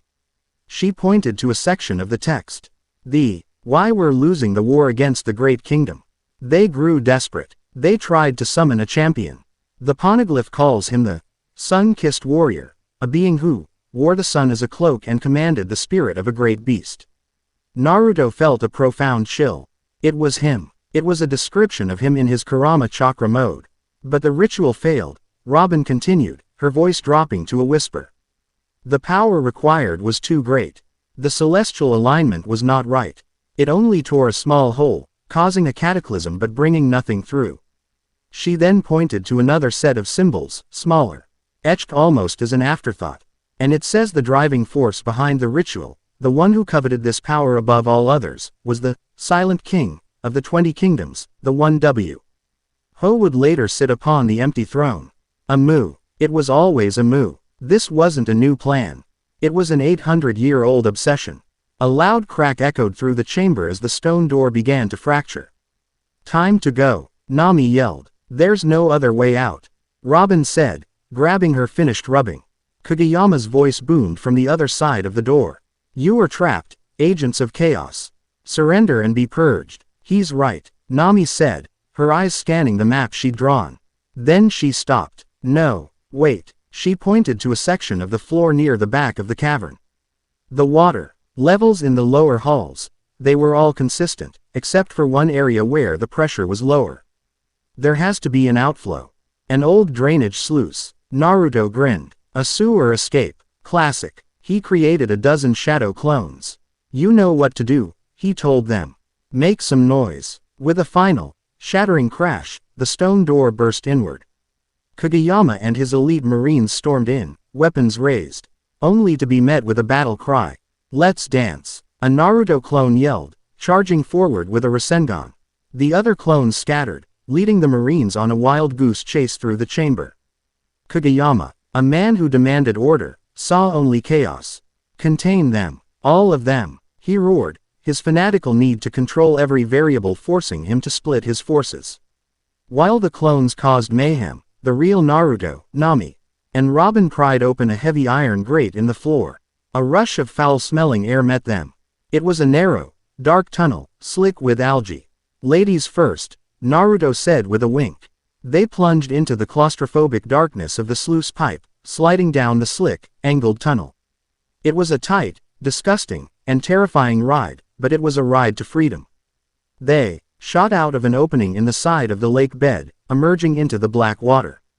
Naruto quickly reformed the chakra bubble, and they swam for the surface, leaving the sounds of battle and confusion far behind. Back on the deck of the Thousand Sunny, under the pale light of Ombra's moon, the exhaustion finally hit them. They were soaked, filthy, and smelled faintly of ancient sewer, but they were safe, and they were successful. They shared their findings with the crew, the weight of the 800-year-old conspiracy settling over them. They were no longer just fighting a corrupt government, they were fighting an ancient, obsessive god king. Later that night, the party of three found themselves on the observation deck, wrapped in warm blankets, sipping hot coffee Sanji had prepared. The cheerful noise of the rest of the crew echoed from the galley below, a comforting counterpoint to the silent, dark sea around them. You were both incredible back there, Naruto said, breaking the comfortable silence. He looked at Nami. I've never seen anyone map a death trap on the fly like that. And your eye for traps, amazing. He then turned to Robin. And you, reading a whole history boo. While an army is trying to break down the door. You've got guts. Nami felt a blush creep up her neck. It wasn't just a compliment, it was a sign of genuine respect from a man she was beginning to awe. Eli's was far more than just a powerhouse. Well, we had a pretty reliable bodyguard. It was more than that, Robin said, her voice soft. We operated as a single unit, each of us trusting the others to do their part. It was efficient and effective. Naruto looked out at the dark water. Back home, that's what being a shinobi is all about. Teamwork, trusting the person next to you with your life. He looked back at them, a small, tired smile on his face. It's been a while since I've been on a mission like that. It felt good. A moment of quiet understanding passed between them. In the dark, claustrophobic depths of the library, relying on nothing but their wits and each other, a new layer of their bond had been forged. It was a bond of mutual respect, of shared competence. Nami, feeling a sudden wave of relief and gratitude, found herself smiling. Not her usual sly, calculating grin, but a wide, genuine smile that reached her eyes. Yeah, she said, it did. Robin, seeing Nami's unguarded expression and the warm look on Naruto's face, felt her own lips curve into a rare, truly content smile. Indeed, for the first time since he had been torn from his world, surrounded by the oppressive darkness of Umbra, Naruto felt a spark of genuine, uncomplicated happiness. He was stranded, hunted, and facing down a god, but he was not alone. And as he shared that quiet moment of victory with the two women beside him, he felt that maybe, just maybe, he was exactly where he needed to be. Chapter 3 End. Chapter 4. The Fury of the Sage, the Joy of the Sun God. The days following their escape from the sunken library of Umbra were a strange blend of tension and tranquility. The knowledge they had gained was a heavy stone in their collective gut. Amu, the Void Century, the World G.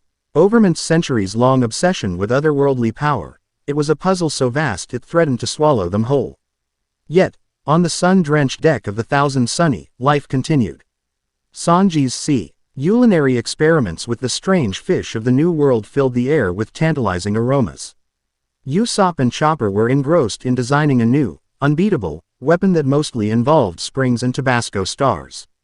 Zoro's snores were a constant, rhythmic counterpoint to the clang of Frankie's hammer as he performed super tune-ups on the ship. Naruto found himself in a state of watchful peace. He was part of their rhythm now, but not yet fully in sync. He spent hours on the observation deck, not just watching the horizon, but feeling it. He would close his eyes and extend his senses, a passive form of sage mode. Feeling the life in the sea, the energy of the clouds, the distinct chakra signatures of his new comrades below. He was mapping this world, learning its pulse. Nami and Robin often joined him there. They would sit in comfortable silence, poring over the rubbing from the Umbra poneglyph. Nami would cross-reference it with her sea charts, searching for astronomical alignments or cartographical clues. Robin would trace the ancient characters, her brow furrowed, whispering forgotten words under her breath. A quiet synergy had developed between the three of them, a bond forged in shared peril and a shared, terrifying purpose. Naruto was their shield, the unbreachable wall against the darkness hunting them. But they were his anchor, his guides in this endless, alien ocean. It mentions a celestial alignment, Robin murmured, her finger tracing a series of complex symbols. One that occurs once every 800 years. It seems the last one coincided with the end of the Void Century. So the world government didn't just stumble upon that summoning ritual, Nami mused, looking up from her charts. They've been planning this for generations, waiting for the right time. Naruto listened, absorbing the information. He felt a familiar anger simmer within him. This wasn't the passionate, explosive rage of a man like Akainu. It was the cold, patient fury of a world power that saw people as cogs and history as a script to be edited. It was then that his senses flared. He shot to his feet, his calm demeanor vanishing in an instant. The faint, harmonious energy of the world had been corrupted by a new presence. It was vast, overwhelming, and utterly wrong. What is it? Nami asked, alarmed by the sudden tension in his body.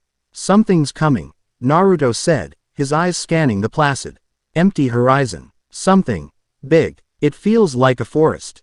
A whole, living forest is coming to kill us. Before anyone could question his bizarre warning, Jinbei's voice boomed from the helm. All hands, look to the east. The crew scrambled to the railing. The horizon, once a clean blue line, was turning black. It was a fleet, dozens of marine battleships, sailing in a perfect, silent V formation, cutting through the water with ruthless efficiency. They were the standard, white and blue vessels, a symbol of the world government's authority recognized across the globe. In the center of the formation, however, was a ship larger than the rest, its figurehead a monstrous, snarling beast, a flag bearing the mark of a marine admiral snapping in the wind. An admiral, Robin breathed, her face paling. They sent an admiral, and a full armada to back him up, Zoro said, a feral grin spreading across his face as he tied his bandana around his head. They're not playing around anymore. There was no negotiation, no warning shot. The moment they were in range, the cannon ports on every single ship slid open. They're not trying to capture us this time, Sanji growled, extinguishing his cigarette under his heel. This is an execution. Suddenly, a single, verdant vine snaked up the side of the Sunny with impossible speed. It coiled around the railing, and from its tip, a brilliant crimson flower bloomed. The petals opened, and from the heart of the flower, a man materialized, rising as if growing from the plant itself. He was tall, with dark, wild hair, and wore a marine coat draped over his bare, muscular chest. A tattoo of the kanji for death was emblazoned on his torso. He exuded an aura of lazy, arrogant power.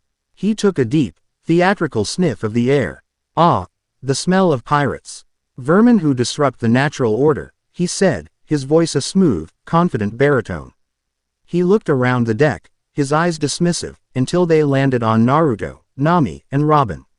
An archaeologist who knows too much, a navigator who goes where she shouldn't, and, his eyes narrowed on Naruto. The anomaly. The foreign object fouling up our pristine world. I am Admiral Ryokugyu, but you can call me Green Bull. On behalf of the five elders and the glorious stability of our world, I'm here to prune you.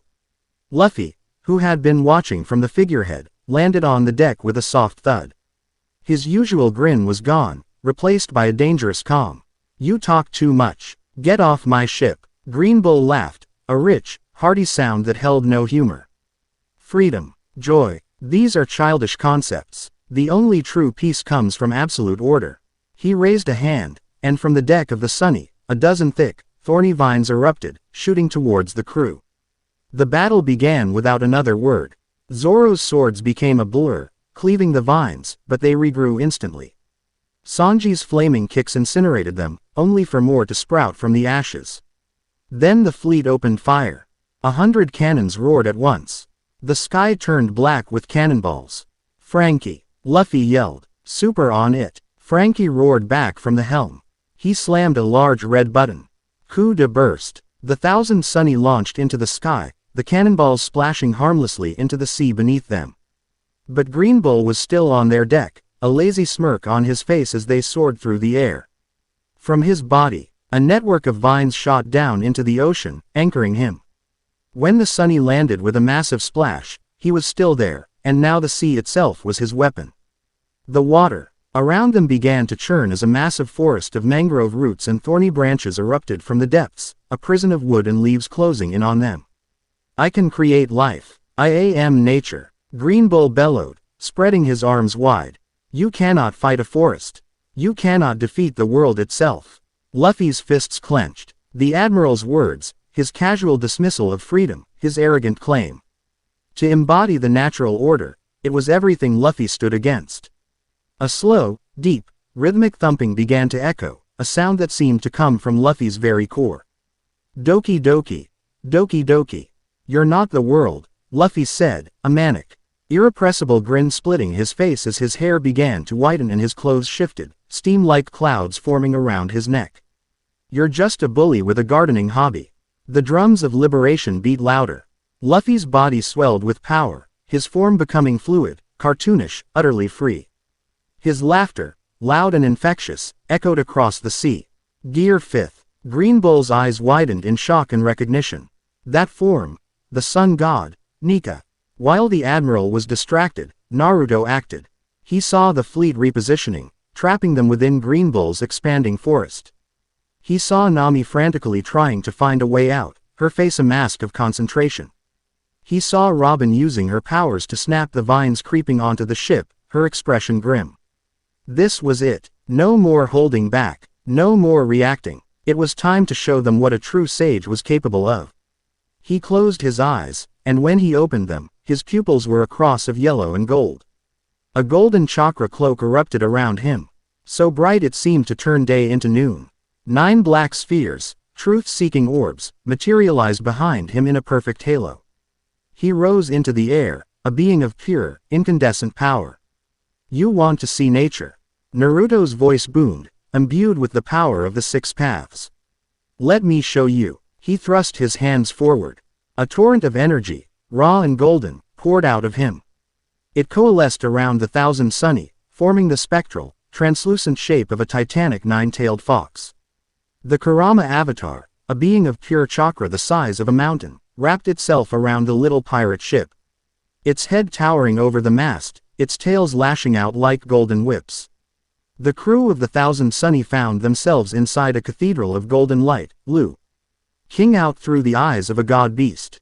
The marines on the surrounding ship stared in abject terror.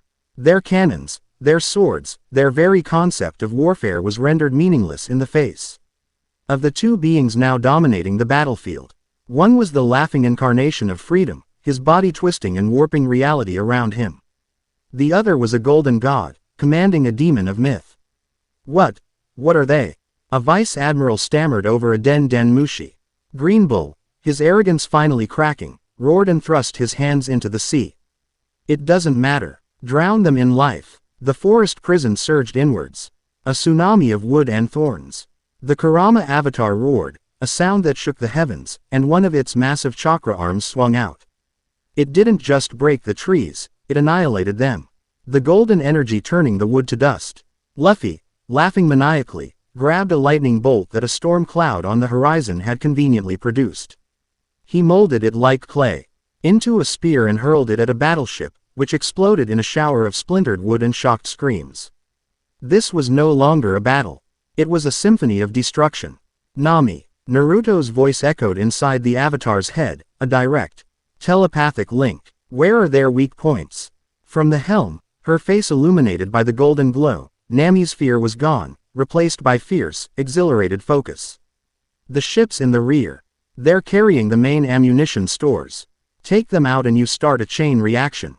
Got it. 2 of the avatar's tails, tipped with colossal chakra claws, shot out. They moved with impossible speed, striking the 2 designated ships. The explosions were massive, the fireballs engulfing half a dozen other vessels in the ensuing blast. Robin stood on the deck, her arms crossed. From the hulls of the remaining ships, giant arms and legs made of 1,000 smaller limbs sprouted, twisting cannons into scrap metal and snapping masts like twigs. Shadow clones, dozens of them in their own miniature chakra cloaks, flickered into existence around her, deflecting stray debris and laser fire from the few remaining pacifistas, forming a perfect, impenetrable guard. Zoro and Sanji, not to be outdone, launched themselves from the avatar's back. Zoro, spinning like a top, unleashed a 3-sword style, billion-fold world trichiliocosm that sliced 3 battleships clean in half. Sanji, his leg a pillar of white-hot flame, rocketed through the air, his Ifrit Hambi kicks blasting through the command deck of a vice admiral's ship, sending it plunging into the depths. It was chaos. It was madness. It was glorious. Green Bull, his face contorted in a mask of fury and disbelief, consolidated his power. He abandoned the fleet, pouring all his energy into himself. He grew to a colossal size. A giant golem of wood and roots, his own version of an avatar. I am the wrath of the planet. I will bury you, he bellowed, his giant wooden fist, the size of the Sunny itself, swinging down. Luffy, bouncing on the Kurama avatar's head, cackled. My turn. He began to inflate his fist, pouring every ounce of his haki and the wild power of his awakening into it. The fist grew, and grew, until it was the size of a small island, casting a shadow over the entire battlefield. Gomu Gomu no. Naruto felt Luffy's intent. He saw the sheer, overwhelming power gathering in that colossal fist. He mirrored the action. He brought the Kurama Avatar's hands together, gathering natural energy and six paths chakra at a terrifying rate. A black sphere, a tailed beast bomb, formed in the Avatar's gaping maw, but he didn't fire it. Instead, he molded it, adding wind-style chakra, compressing it, shaping it into a familiar, deadly form. A Rasenshuriken, black as the void and screaming with the power to unravel matter itself. BAJRANG gun. Luffy roared, his island-sized fist plummeting downwards. Sage art. Tailed beast Rasenshuriken. Naruto yelled, hurling the spinning disk of black energy. The two attacks didn't collide. They merged. Luffy's hockey-infused fist struck the back of the Rasenshuriken. The force of the blow propelled the spinning vortex forward at impossible speeds. While the rubbery, chaotic nature of Gear 5th seemed to fuse with the jutsu's properties. It was no longer just an attack that destroyed on a molecular level, it was an attack that warped the very reality it passed through. The fist-propelled Rasenshuriken hit Green Bull's giant form dead center. There was no sound. For a single, terrifying moment, all noise ceased. Here was only a flash of absolute white light. The Admiral's wooden golem, the sea for a mile in every direction, and a dozen remaining marine battleships were not destroyed. They were erased. The sea boiled, the sky fractured, and a mushroom cloud of pure, unadulterated power rose to the heavens. When the light faded, the sea was a churning, steaming mess. Of the Armada, only wreckage remained. And of Green Bull, there was only a tiny, smoking figure arcing through the sky towards the horizon, utterly defeated. On the deck of the Thousand Sunny, the Kurama Avatar dissolved into motes of golden light. Naruto dropped to one knee, breathing heavily, the Sage of Six Paths mode fading. Luffy, his Gear 5th timing out, shrank down to his small, withered, old man form, steam rising from his body. The rest of the crew collapsed where they stood. Frankie slumped over the helm. Zoro lay flat on his back, grinning at the sky. Sanji lit a shakingly held cigarette. The Sunny was a wreck. The mast was splintered, the deck was scorched, and half the railings were gone. But they were alive. They had won. A weak, wheezing laugh came from Old Man Luffy. Then another from Usopp. Soon, the whole crew was laughing, a sound of pure, exhausted triumph and disbelief. Naruto looked over at Nami and Robin. They were leaning against the mast, drained but safe. Nami caught his eye and gave him a smile so brilliant it outshone the sun. Robin simply nodded, a look of profound, unwavering trust in her eyes. In that moment, the last vestiges of his feeling of being an outsider burned away. This was his crew. This was his fight. A few hours later, as they limped through the now calm sea, a news coup fluttered down, dropping the morning paper onto the deck. Brook, the first to recover, picked it up. My, he said, his voice trembling with excitement. It seems our little fracas made the front page.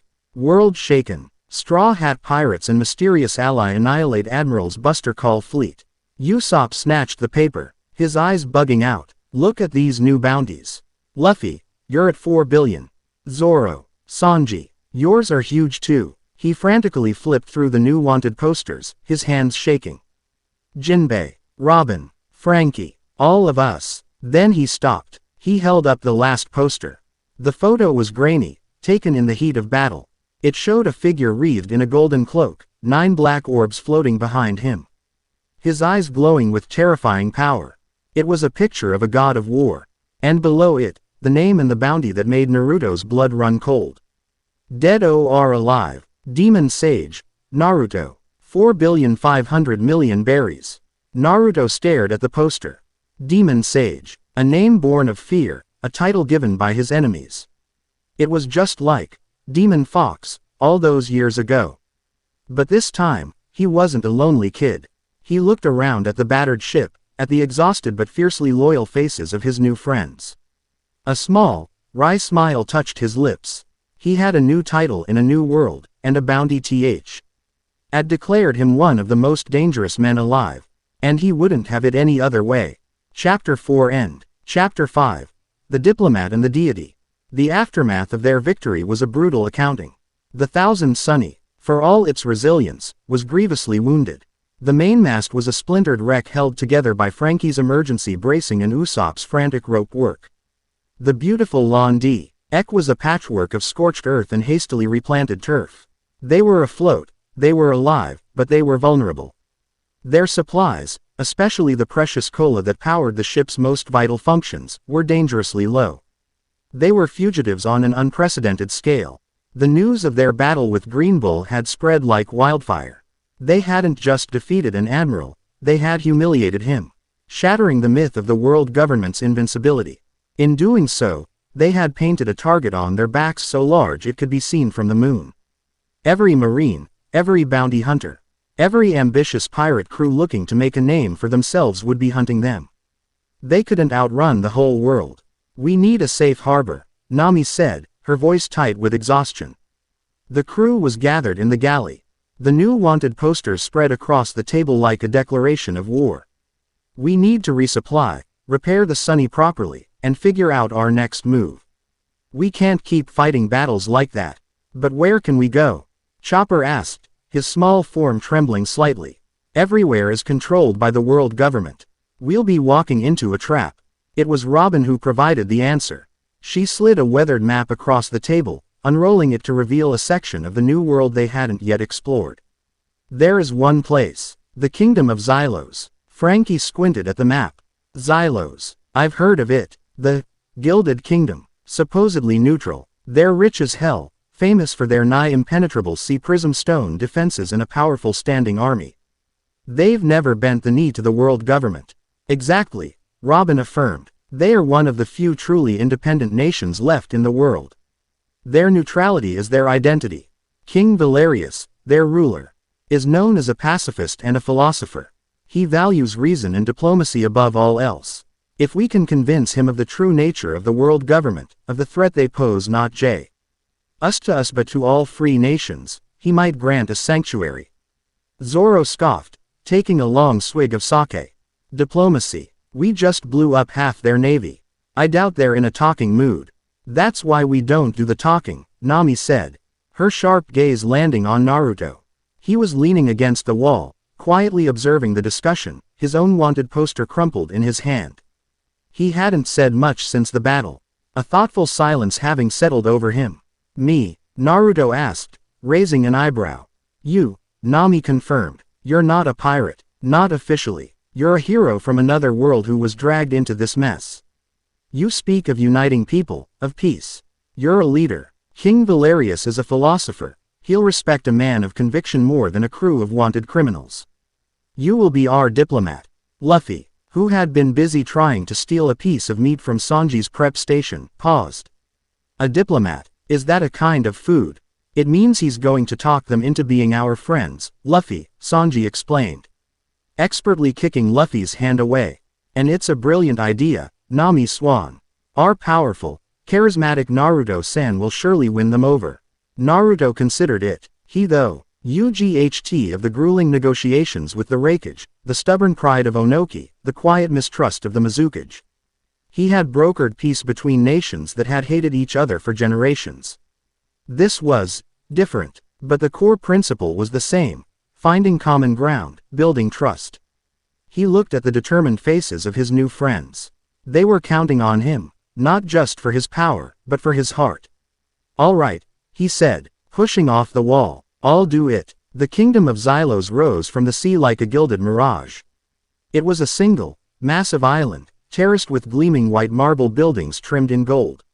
Waterfalls cascaded down its sides, feeding into a network of canals that crisscrossed a vibrant, bustling port city. A colossal wall of polished sea prism stone, shimmering within faint inner light, encircled the main harbor, a beautiful and deadly deterrent. They anchored the battered Sunny in a hidden cove a few miles from the city, as per Robin's intelligence. A small party would go ashore, Naruto, as their envoy, with Nami and Robin acting as his advisors. Sanji insisted on coming as their escort, and Zoro, grumbling about fancy pants nobles, tagged along as well, claiming someone needed to keep an eye on the love cook. As their small, Cloaked boat entered the main canal. Naruto was struck by the atmosphere. The city was clean, prosperous, and orderly. The people were well dressed and polite. But there was a tension underneath the polished veneer. The guards patrolling the walls were on high alert, their gazes sharp and suspicious. They were granted an audience with the king surprisingly quickly. The throne room was an architectural marvel of open-air arches and hanging gardens, overlooking the city below. King Valerius was not what Naruto expected. He was a man in his later years, with a gentle face, wise eyes, and the lean build of a scholar, not a monarch. He sat not on a grand throne, but on a simple, elegantly carved chair, his hands resting on a book in his lap. Naruto Uzumaki, the king said, his voice calm and resonant. The world is buzzing with your name. Demon Sage. They say you command the power of a cataclysm. Yet you do not carry yourself like a demon. You carry yourself like a man with a heavy burden. Your Majesty, Naruto began, offering a respectful bow. My friends and I have not come here to cause trouble. We come seeking sanctuary and to tell you a truth the world government wants to bury. He spoke for nearly an hour. He told them everything. About the Genesis Project, the summoning, the true, tyrannical nature of the celestial dragons and the shadowy figures who pulled their strings. He spoke of his own world, of the hard-won peace he had fought for, and of his horror at seeing the same lust for power and control threatening to consume this one. He didn't raise his voice. He didn't make threats. He spoke with the quiet, earnest clarity of a man who had seen the abyss and had chosen to stand against it. Nami and Robin stood by his side, occasionally providing a detail, a date from the poneglyph, a nuance of world government law, that reinforced his testimony. King Valerius listened, his expression unwavering, his fingers steepled before him. When Naruto finished, a long silence filled the room. A compelling story, the king said finally, and one that resonates with the whispers of discontent I have heard from other nations. But it is a story. You are pirates and wanted criminals. The world government, for all its flaws, represents a global structure. To defy them is to invite chaos. The peace you have is a lie. Naruto stated firmly. It's an order maintained by fear.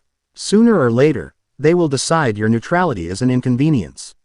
They will come for you, just as they came for my friends. And perhaps they already have. A new voice, smooth and cold as polished stone, echoed from the archway. The royal guard stiffened. Naruto and the others turned. An old man stood there, but he was no frail elder. He wore a dark suit, a strange flat cap, and held a long sheathed sword. He had a crescent-shaped scar over his left eye and glasses perched on his nose. His presence filled the room with an ancient, suffocating pressure. It was the warrior god of defense, one of the 5 elders. Street. J. Garcia Saturn. Naruto felt a chill run down his spine. This man's energy, it was ancient. Darker and more profound than even Green Bull's. It felt less like a person and more like a living monument to oppression. Lord Saturn, King Valerius said, his calm demeanor finally cracking. He rose from his chair. Your presence here is unexpected. Is it? Saturn asked, walking slowly into the room, his shoes making no sound on the marble floor. I came to discuss matters of global security with our valued, neutral partner. Imagine my surprise to find the world's most wanted terrorists in your throne room. His eyes, cold and reptilian, fixed on Naruto. So, you are the anomaly. The foreign body. You have caused a great deal of trouble. Your Genesis Project was an abomination. Naruto shot back, stepping forward to shield Nami and Robin. You brought me here. You started this. Saturn smiled. A bloodless, chilling expression. A failed experiment, nothing more. One that will be rectified. King Valerius, he said, turning his attention back to the monarch. Quote, the world government formally requests that you hand these criminals over to us. As a sign of our continued peaceful coexistence. Refuse, and your kingdom's neutrality will be re-evaluated. We would hate for your beautiful city to be mistaken for a pirate haven. It was a threat, delivered with the casual arrogance of a god swatting a fly. The king's face was pale. He looked from Saturn's cold, demanding gaze to Naruto's steady, defiant one. He was caught between a rock and a hard place. The kingdom of Xylos does not bow to threats, Valerius said, his voice trembling but firm. Nor do we condemn people without trial. I will consider both your positions. Saturn's smile widened. Very well. A philosopher's answer. Take your time. He turned to leave. But do not take too long. As he walked away, a squad of men in dark, unmarked uniforms entered the palace grounds from a side entrance. Naruto's sage senses picked them up immediately. They moved with the same eerie silence as the cyborg assassin. The Celestial Science Division. It's a trap, Naruto whispered to Zoro and Sanji. He's not going to wait for the king's answer. That night, the palace was a tinderbox of tension. The Straw Hats were given guest quarters. But they knew they were effectively prisoners until the king made his decision. Royal guards stood outside their doors, a mixture of courtesy and containment. The CSD made their move under the cover of darkness. It wasn't a direct assault. It was far more insidious. A false flag operation. Naruto was meditating on the balcony of his room when he felt a flick of killing intent from the direction of the king's chambers. At the same time, he sensed another group of CSD agents planting explosive charges near the main C-Prism stone wall generator. Their plan was clear: assassinate the king, blame it on the Straw Hats, and use the chaos to disable the kingdom's defenses for a full-scale marine invasion. They're making their move, Naruto said, Appirin. G in the common room where the others were gathered. Zoro, Sanji, the king's chambers. Now, protect him, but don't kill the assassins unless you have to. We need them alive. What about the bombs? Nami asked, her face grim. That's for us, Naruto said, looking at her and Robin. Let's go. Zoro and Sanji became ghosts, melting into the shadows of the palace. Nami, Robin, and Naruto moved in the opposite direction, toward the low hum of the defense generator. The scene at the king's chambers was a swift, brutal ballet. The CSD agents, clad in black, moved with silent precision, disabling the royal guards with gas grenades. But as they slipped through the window of the king's bedroom, they were met by a demon and a devil. Zoro's swords were a whisper of steel, the blunt side of his blades impacting with bone-jarring force. Sanji's kicks were a blur, his movements so fast the agents were unconscious before they hit the ground. King Valerius awoke to find two of the most notorious pirates in the world standing over the broken forms of his would-be assassins, a silent promise of protection in their eyes. Meanwhile, at the generator complex, Naruto, Nami, and Robin faced a different challenge. The area was guarded by a new type of CSD cyborg. They were heavier, more armored, and their weapons fired beams of concentrated C-stone energy. Nami, the bombs are rigged to a central detonator, Naruto said, dodging a beam that left a fizzing, energy-draining trail in the air. I can sense the power lines. Where is it? Nami's eyes scanned the complex, her mind working at lightning speed. She wasn't seeing a battle. She was seeing a schematic. There. That console on the upper level. It's the only one connected to all 4 bomb locations. But it's shielded. Robin, Naruto yelled. Robin didn't need to be told. Cyan Fleur. Wing. A pair of giant, feathery wings made of hands sprouted from her back, and she flew Naruto straight up towards the shielded console, weaving through the crossfire. I can't get close enough. She grunted, as a beam grazed her wing, causing it to flicker. You don't have to. Naruto created a shadow clone, which he then infused with wind chakra and hurled like a spear. The clone twisted in midair, slipping through a narrow gap in the shield just as it pulsed, and slammed a Rasengan into the console. The machine sparked, fizzled, and died. Red lights on the bombs across the complex blinked out. The CSD agents, their mission a failure, immediately switched to a new protocol, containment. They unleashed their trump card. A heavy-set cyborg, twice the size of the others, slammed his fists together, and the ground erupted. Walls of C-Prism stone shot up, trapping Naruto, Nami, and Robin in a small, enclosed arena. Naruto, it's draining your chakra. Nami yelled, noticing the golden sheen around him waver. He grit his teeth. It was true. The proximity to so much of the strange stone was like a constant, low-level poison. He couldn't use his larger techniques. This was their test, their synergy. Nami, wind patterns, he commanded. The air is being vented from the upper left corner. It's creating a weak vortex. She called out, her senses, honed by years of reading the weather, now applied to a battlefield. Robin, I need a distraction. Lo, dos manos. Clutch. Two giant hands erupted from the ground, grabbing the legs of the main cyborg, forcing it to its knees for a precious second. It was all he needed. Using Nami's intel, Naruto kicked off the wall, riding the faint air current she had identified. He created a single shadow clone in midair, and together, they performed a maneuver they hadn't used in years. The clone grabbed Naruto's feet and hurled him downwards like a projectile, adding his own strength to Naruto's. Uzumaki barrage. He descended on the kneeling cyborg in a whirlwind of kicks and punches, each blow enhanced with just enough sage chakra to be devastating. He was too fast, his movements too erratic. He struck the cyborg's joints, its power core, its optical sensors, a dozen precise, debilitating strikes in the span of a single second. The machine shuddered, sparked, and collapsed in a heap of dead metal. The C-prism walls retracted. They stood in the quiet aftermath, breathing heavily. Sirens blared as the royal army, finally alerted, swarmed the area.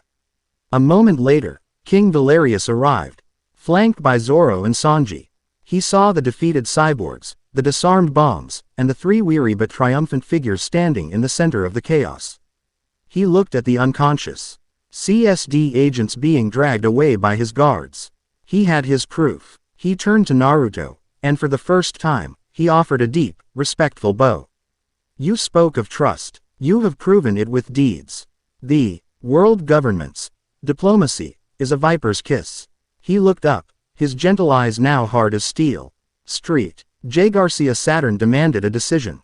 He has won. The next morning, the port of Xylos was a sight to behold.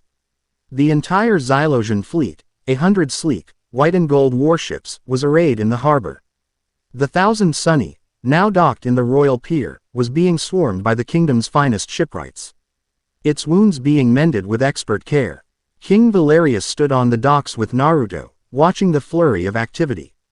Saturn came to me this morning, the king said quietly. He did not even ask for my answer. He simply told me that my kingdom had been designated a threat to global stability. He said we would be erased. The king smiled, a grim, defiant expression. I told him we would be ready. He turned to Naruto. Your fight is now our fight. My fleet, my resources, my people, they are at your disposal. You came to us seeking sanctuary, but you have given us a warning, and with it, a fighting chance.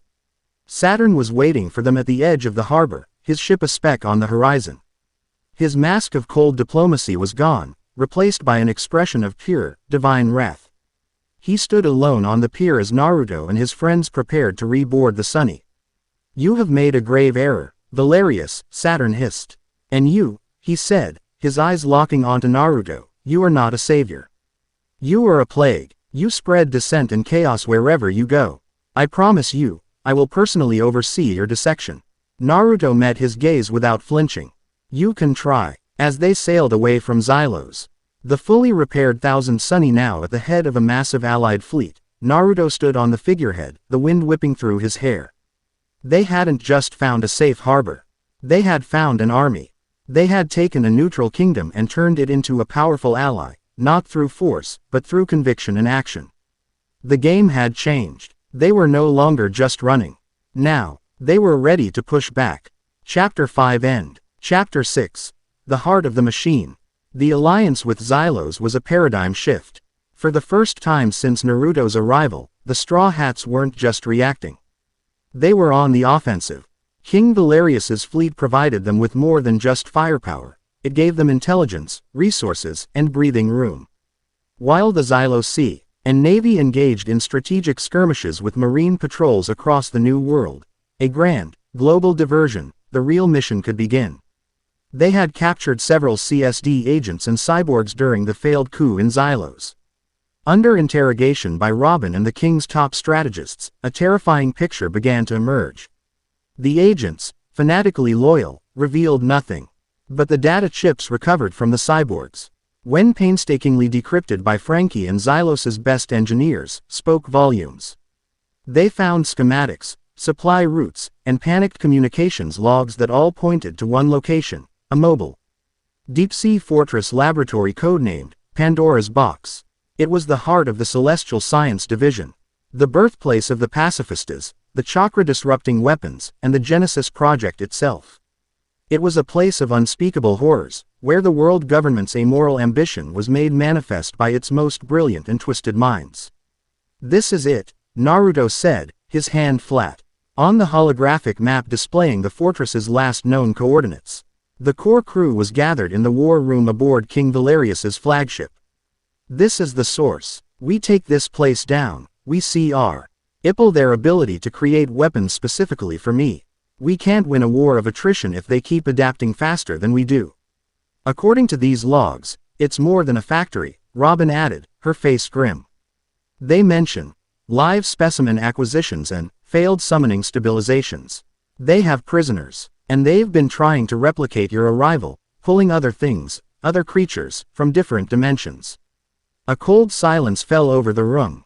The implications were monstrous. "Then it's not just a mission to destroy a factory," Chopper said, his voice trembling with fury. "It's a rescue mission. Super," Frankie declared, slamming his fists together. "Let's go bust up that box of horrors." The plan was audacious and incredibly dangerous. The Xylosian fleet would launch a major, coordinated feint towards the Marine headquarters at New Marineford, drawing the attention of the admirals and the bulk of the world government's forces. In the ensuing chaos, a single, sweet, ALF-modified vessel would detach from the fleet, carrying a small, elite strike team, the 9 Straw Hat Pirates. Their destination was a desolate stretch of ocean known as the Abyssal Maw, where Pandora's box was scheduled to surface for a supply transfer. The journey was tense. They sailed through waters so deep and dark that the sea itself felt like a living entity pressing in on them. Bioluminescent creatures drifted past the portholes like ghosts. When they reached the coordinates, the sea was eerily calm, the sky a starless black.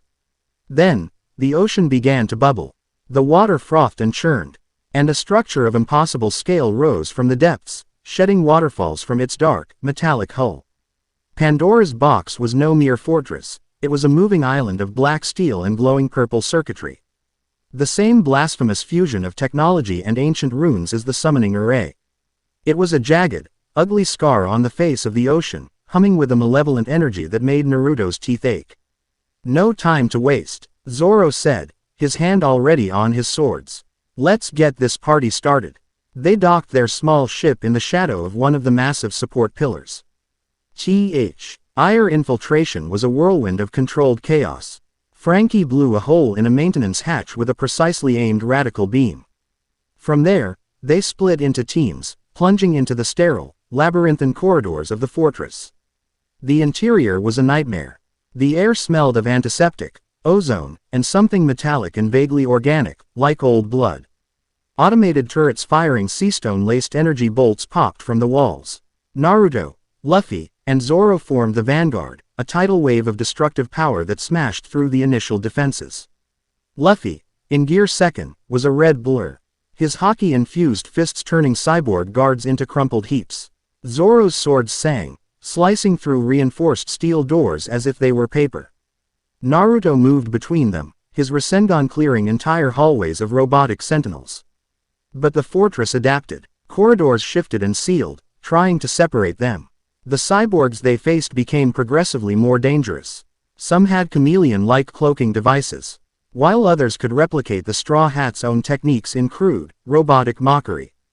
Sanji, Nami, and Usopp formed a tactical team, disabling security systems and setting traps. Enji's Diable Hambi melted through junctions, while Nami's lightning clouds short-circuited entire power grids. Usopp's pop greens grew into monstrous, carnivorous plants that ensnared patrol units, or explosive traps that turned corridors into death zones. Robin, Chopper, and Jinbei had the most crucial task, finding the prison block and the central research labs. Robin's powers were invaluable, routing eyes and ears on distant walls to scout ahead, creating giant hands to form bridges across deep chasms in the facility's superstructure. It was in one of these labs that they found the first true horror. Suspended in green, bubbling tubes of liquid were creatures that defied reality. A beast with too many limbs and eyes that wept fire. A creature made of crystalline geometry that hummed a disorienting tune. These were the Failed summonings, beings torn from their own realities, now trapped as eternal specimens. Chopper stared, his eyes wide with a mixture of scientific fascination and profound horror. This is a perversion of life itself. The true heart of the depravity lay deeper. They found the prison. It wasn't a block of cells, but a series of sterile white rooms. Inside, they found not hardened criminals, but children. Dozens of them, from all corners of the world, all with one thing in common. Each possessed a rare genetic marker, a latent potential that the CSD had flagged. They were hooked up to machines. Their vital signs monitored, their bodies subjected to endless experiments. They were the backup plan, an attempt to find or create a vessel that could withstand Naruto's power if the Genesis project failed. The Straw Hats, who had faced down every manner of evil, were rendered speechless by the sight. This was a new kind of evil, cold, calculating, and utterly devoid of humanity. As they began freeing the children, a voice, calm and detached, echoed through the intercom system. Fascinating. The anomaly and its associates. Your emotional response is so inefficient. Such a waste of energy. A panel in the wall slid open, revealing a man in a pristine white lab coat. He was surprisingly young, with sharp features and intelligent, utterly cold eyes behind a pair of spectacles. He held a tablet in his hand, on which he was casually taking notes. Dr. Kaji, Robin breathed, her voice filled with contempt. The lead scientist of the CSD. His name appeared throughout the decrypted files. Ah, the demon child, Kaji said, a flicker of academic interest in his eyes. A living library. And Monkey D. Luffy, the warrior of liberation. A fascinating case study in inherited will. His gaze finally settled on Naruto, and his cold expression shifted into one of genuine, unnerving delight. And you, the vessel, Naruto Uzumaki, you are perfect. A biological paradox. A self-sustaining nuclear reactor of life force energy. You are the most beautiful equation I have ever encountered. You're a monster, Naruto growled, his body beginning to glow with the faint gold of his chakra. Experimenting on children, Kaji tilted his head, a gesture of mild confusion. Monster. I am a scientist. I seek to understand and quantify the universe. These specimens, he gestured to the children, are variables in a grand experiment to elevate humanity. Their sacrifice, your purpose, will usher in an era of perfect order. It is a logical, necessary step. Logic without a heart is just cruelty. Jinbei rumbled, moving to stand in front of the freed children. Kaji sighed, a sound of disappointment. So be it. I had hoped to study you in a controlled state. Uda field dissection will have to suffice. Commencing final containment protocol. He tapped his tablet. The entire fortress shuddered. Massive blast doors slammed shut, sealing them in the central chamber. The ceiling opened, and something colossal began to descend. It was a mech, a giant, humanoid war machine 50 meters tall, made of the same black steel as the fortress. But it was not entirely mechanical. Thick, pulsating veins of living tissue were woven through its chassis, and at its core, encased in a sphere of glowing green liquid, was a captive sea king, its eyes wide with agony. Its life force, its very soul, was being used as a power source. The mech's right arm was a massive, multi-barreled cannon, and its left was a pincer-like claw. As it activated, the cannon barrels began to glow with a sickly purple light. That's the perfected version of the chakra-sealing weapon. Naruto realized with a jolt of alarm. Don't let it fire. Luffy immediately went to gear fourth, his Snake Man form a blur as he shot towards the mech. Gomu Gomu no Black Mamba. A volley of impossibly fast, direction-changing punches slammed into the mech. But a shimmering, hexagonal energy shield flared to life, absorbing the blows with ease. My absolute defense field, Kaji's voice announced from the mech's speakers. It analyzes and perfectly counters any kinetic or energy-based attack. Why? Our hockey is just another variable to be calculated and nullified. Zoro unleashed a devastating flying sword attack, but it too was deflected by the shield. Frankie's radical beam was absorbed without a trace. They were throwing their strongest attacks at an enemy that simply treated them as data points. Its power is coming from the Sea King. Chopper yelled, his medical eyes seeing the flow of energy. If we can free it, we can shut the mech down. But the core was protected by layers of armor and the impenetrable shield. Naruto knew what he had to do. Brute force wasn't working. He needed to be smarter. He entered Sage of Six Paths mode, the golden cloak erupting around him, his truth-seeking orb spinning into a defensive shield to protect the others. "I'll draw its fire," he yelled. "Luffy, Zoro, get ready." The moment that shield drops, hit the core. He shot into the air, a golden comet aimed at the mech's head, where a small cockpit was visible. Kaji sat inside, his fingers flying across a console, a manic grin on his face.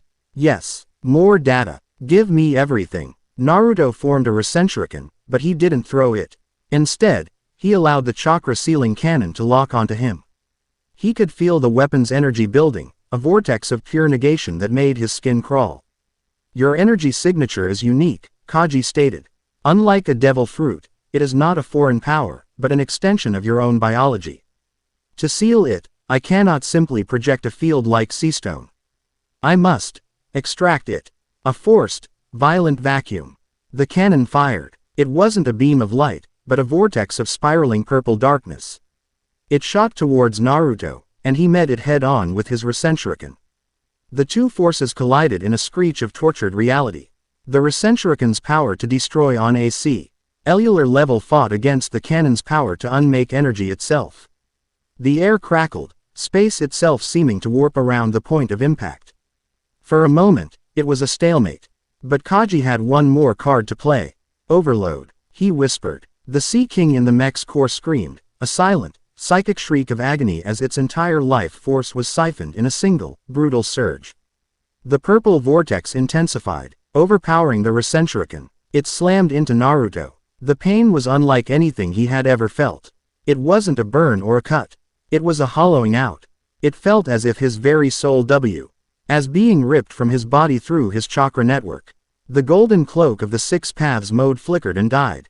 His Sage mode vanished. He felt Kurama roar in fury and pain within him as a vast portion of their shared power was torn away, siphoned into the mech's weapon. He fell from the sky, his body suddenly, shockingly heavy, and crashed to the floor, his vision swimming. The vibrant, energy-filled world he was used to sensing had gone dim, as if a filter had been placed over his eyes. He was vulnerable, truly vulnerable for the first time. "Naruto!" Nami screamed, her voice filled with terror. The absolute defense field around the mech flickered and dropped. Kaji had diverted all power, including the shield, to the cannon for that one, overwhelming shot. It was the opening they needed. "Now!" Luffy roared, his voice raw with fury. He rocketed forward, his King Cobra attack aimed directly at the exposed core. Three-sword style. Purgatory Onigiri. Zoro yelled, appearing behind the mech in a flash. His swords aimed for the same spot. Their attacks, fueled by a desperate rage, struck the armored sphere containing the Sea King at the exact same moment. The armor shattered. The glass cracked and exploded, releasing the tortured creature. The mech seized up, its lights flickering. Power failure. Critical damage. Kaji's voice sputtered. The giant machine staggered and collapsed, crashing to the floor with a deafening boom. The battle was over, but the cost was high. The facility began to shake violently, klaxons blaring. "Self-destruct sequence initiated," a robotic voice announced.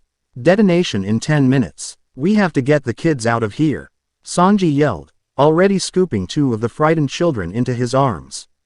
The crew sprang into action, a flurry of organized chaos, shepherding the children back the way they came. But as Nami and Robin rushed to Naruto's side, they found him struggling to get to his feet, his body trembling, his face pale with sweat. "I'm okay," he grunted. But it was a clear lie. The vibrant energy that usually radiated from him was gone, replaced by a weak, sputtering flicker. Just then, a section of the ruined mech shifted. Kaji crawled from the wreckage, his lab coat torn, blood trickling from a cut on his forehead. But his eyes were wild with triumph.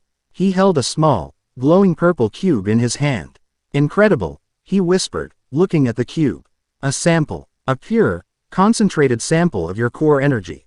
With this, I can replicate it. I can perfect it. My life's work is complete." He turned to flee down a side corridor. But he found his path blocked.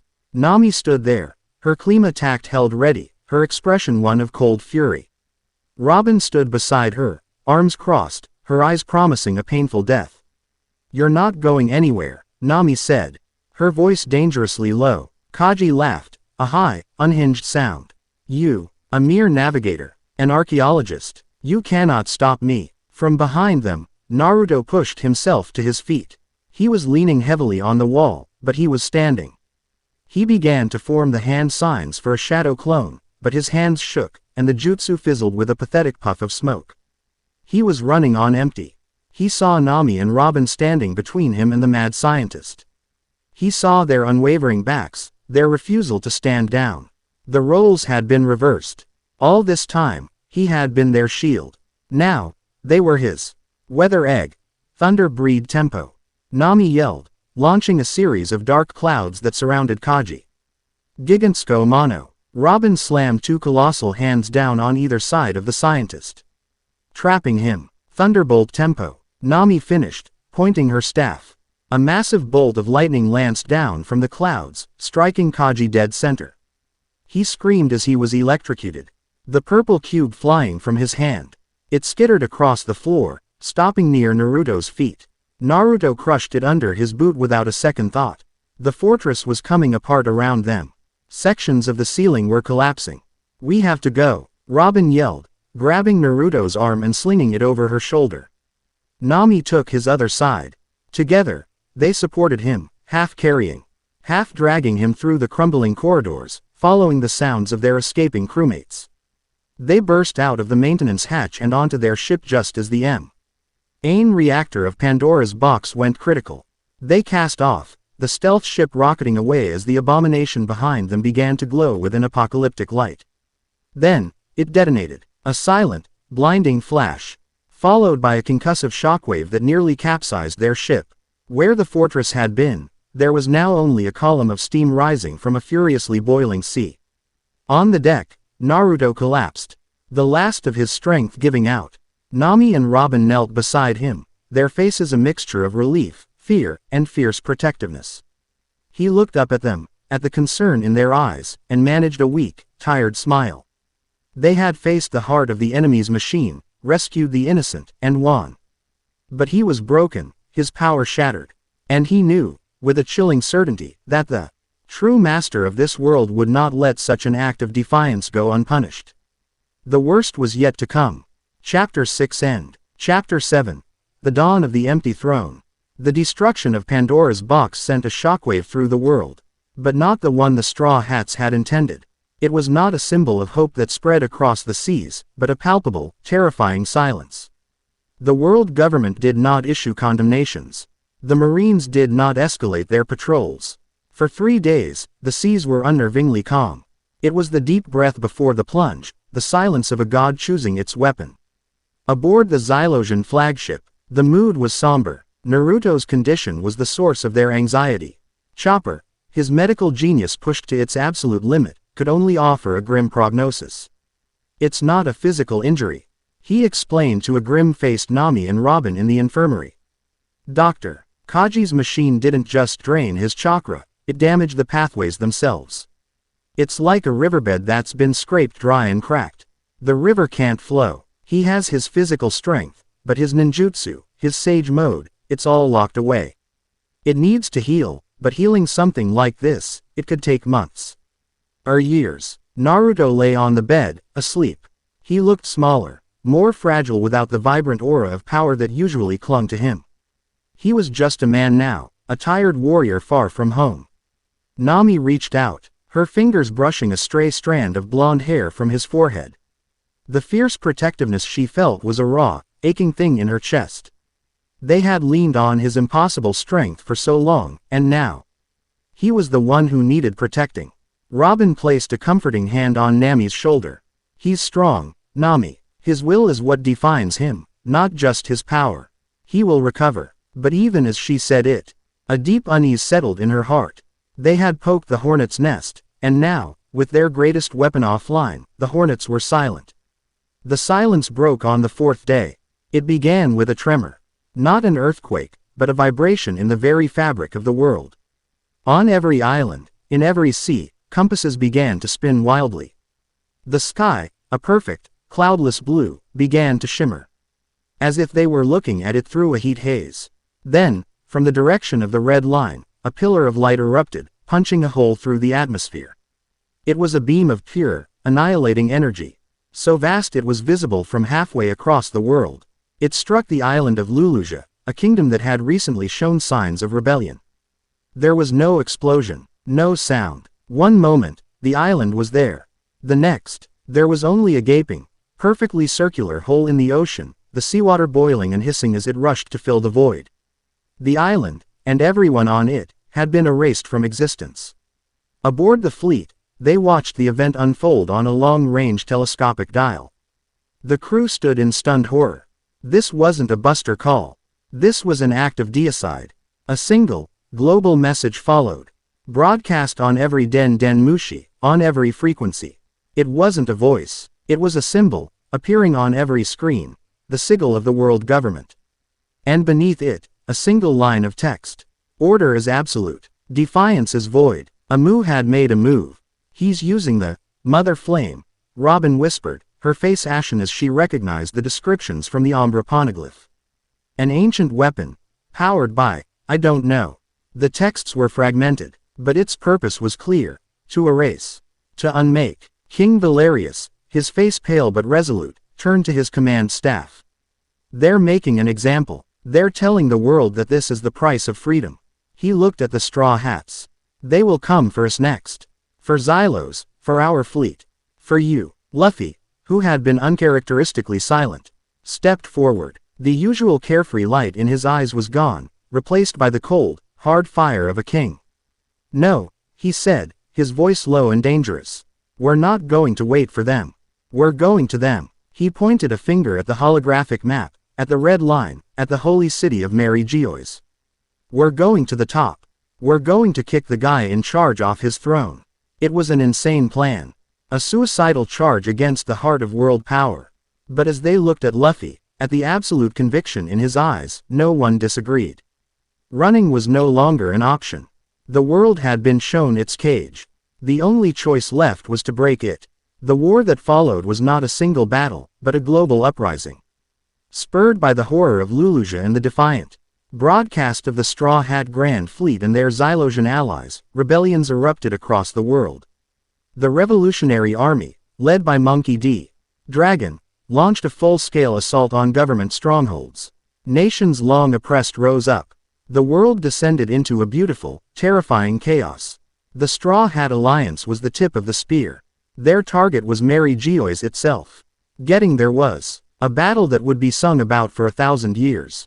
The full might of the Marines, led by a furious fleet Admiral Akainu, met them in the waters before the Red Line. The sea became a canvas of elemental fury.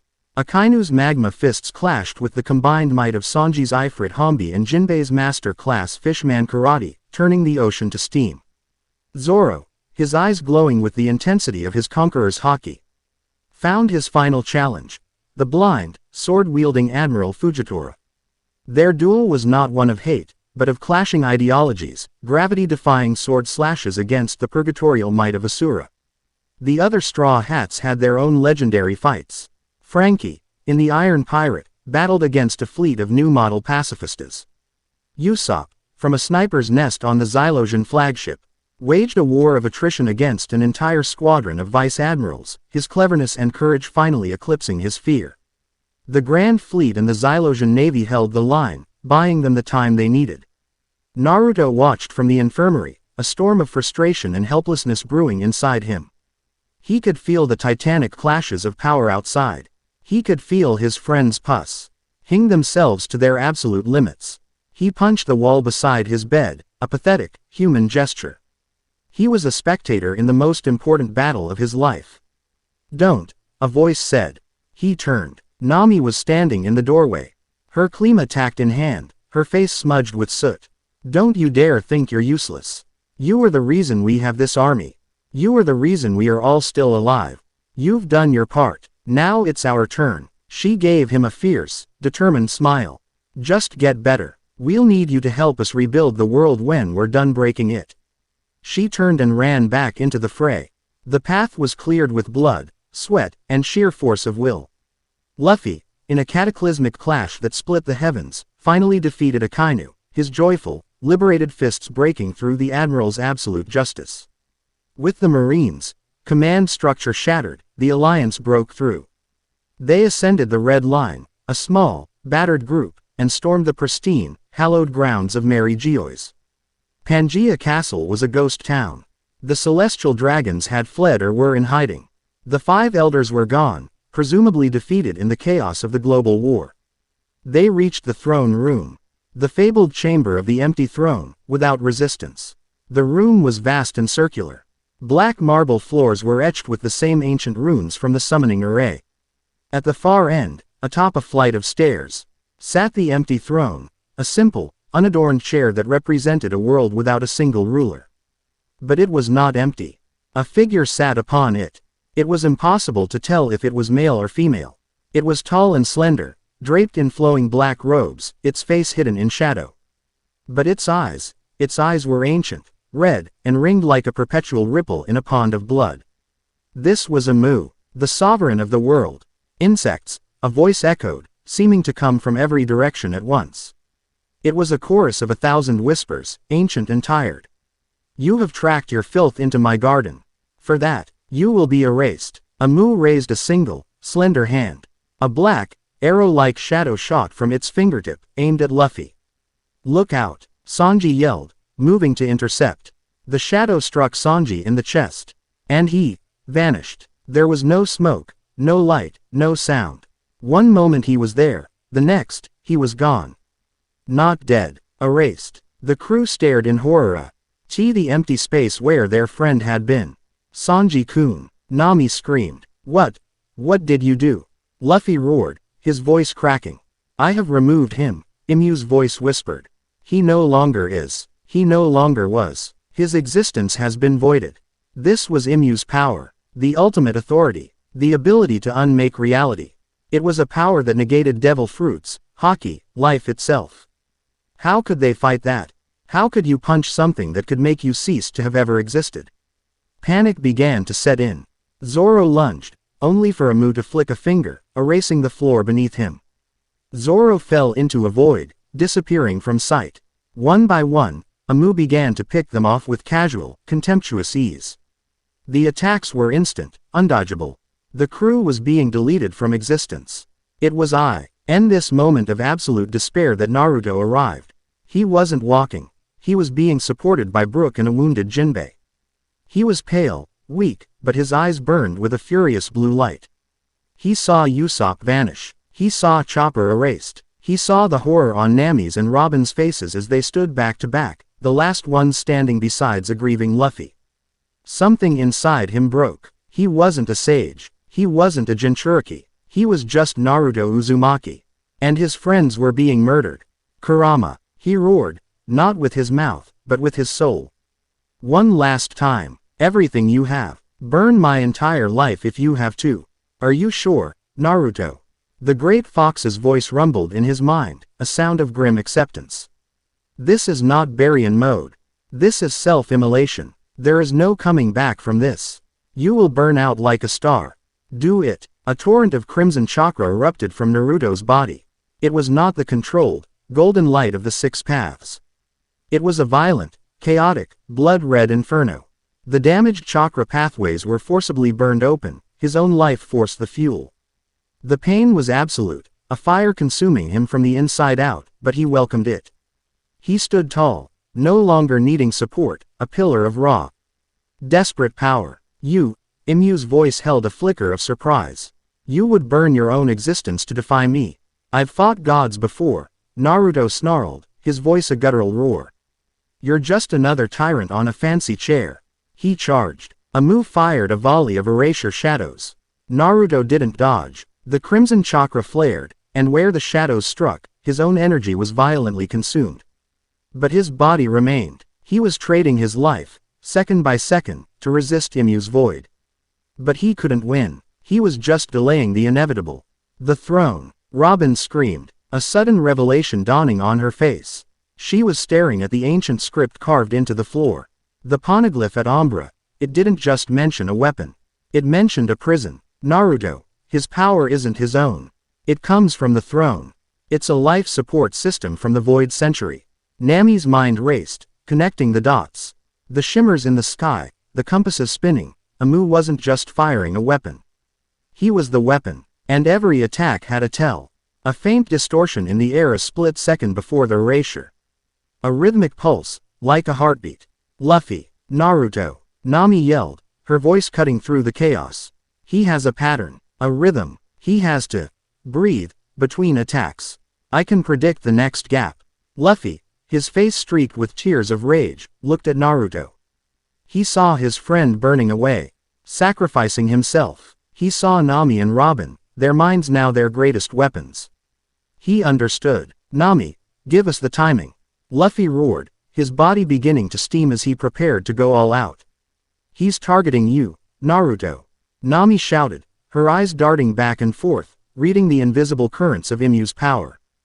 Get ready. 3, 2, 1, now. In that split-second gap, Luffy moved.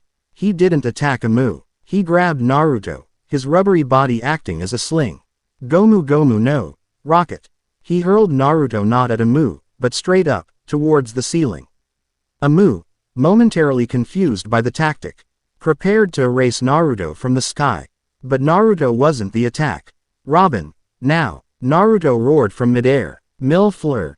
Delphinium. Robin crossed her arms. Though. Sand arms sprouted from the floor around the empty throne, weaving themselves into a massive, intricate net, tangling around the base and legs of the chair, holding it fast. Amu was anchored. He couldn't move. He couldn't dodge. Luffy, Naruto yelled, plummeting back down. He poured every last drop of his burning life force, every memory, every bond, every ounce of his will into one final attack. A Rasengan formed in his hand. No longer golden or blue, but a sphere of pure, incandescent white light, the color of a soul burning at its brightest.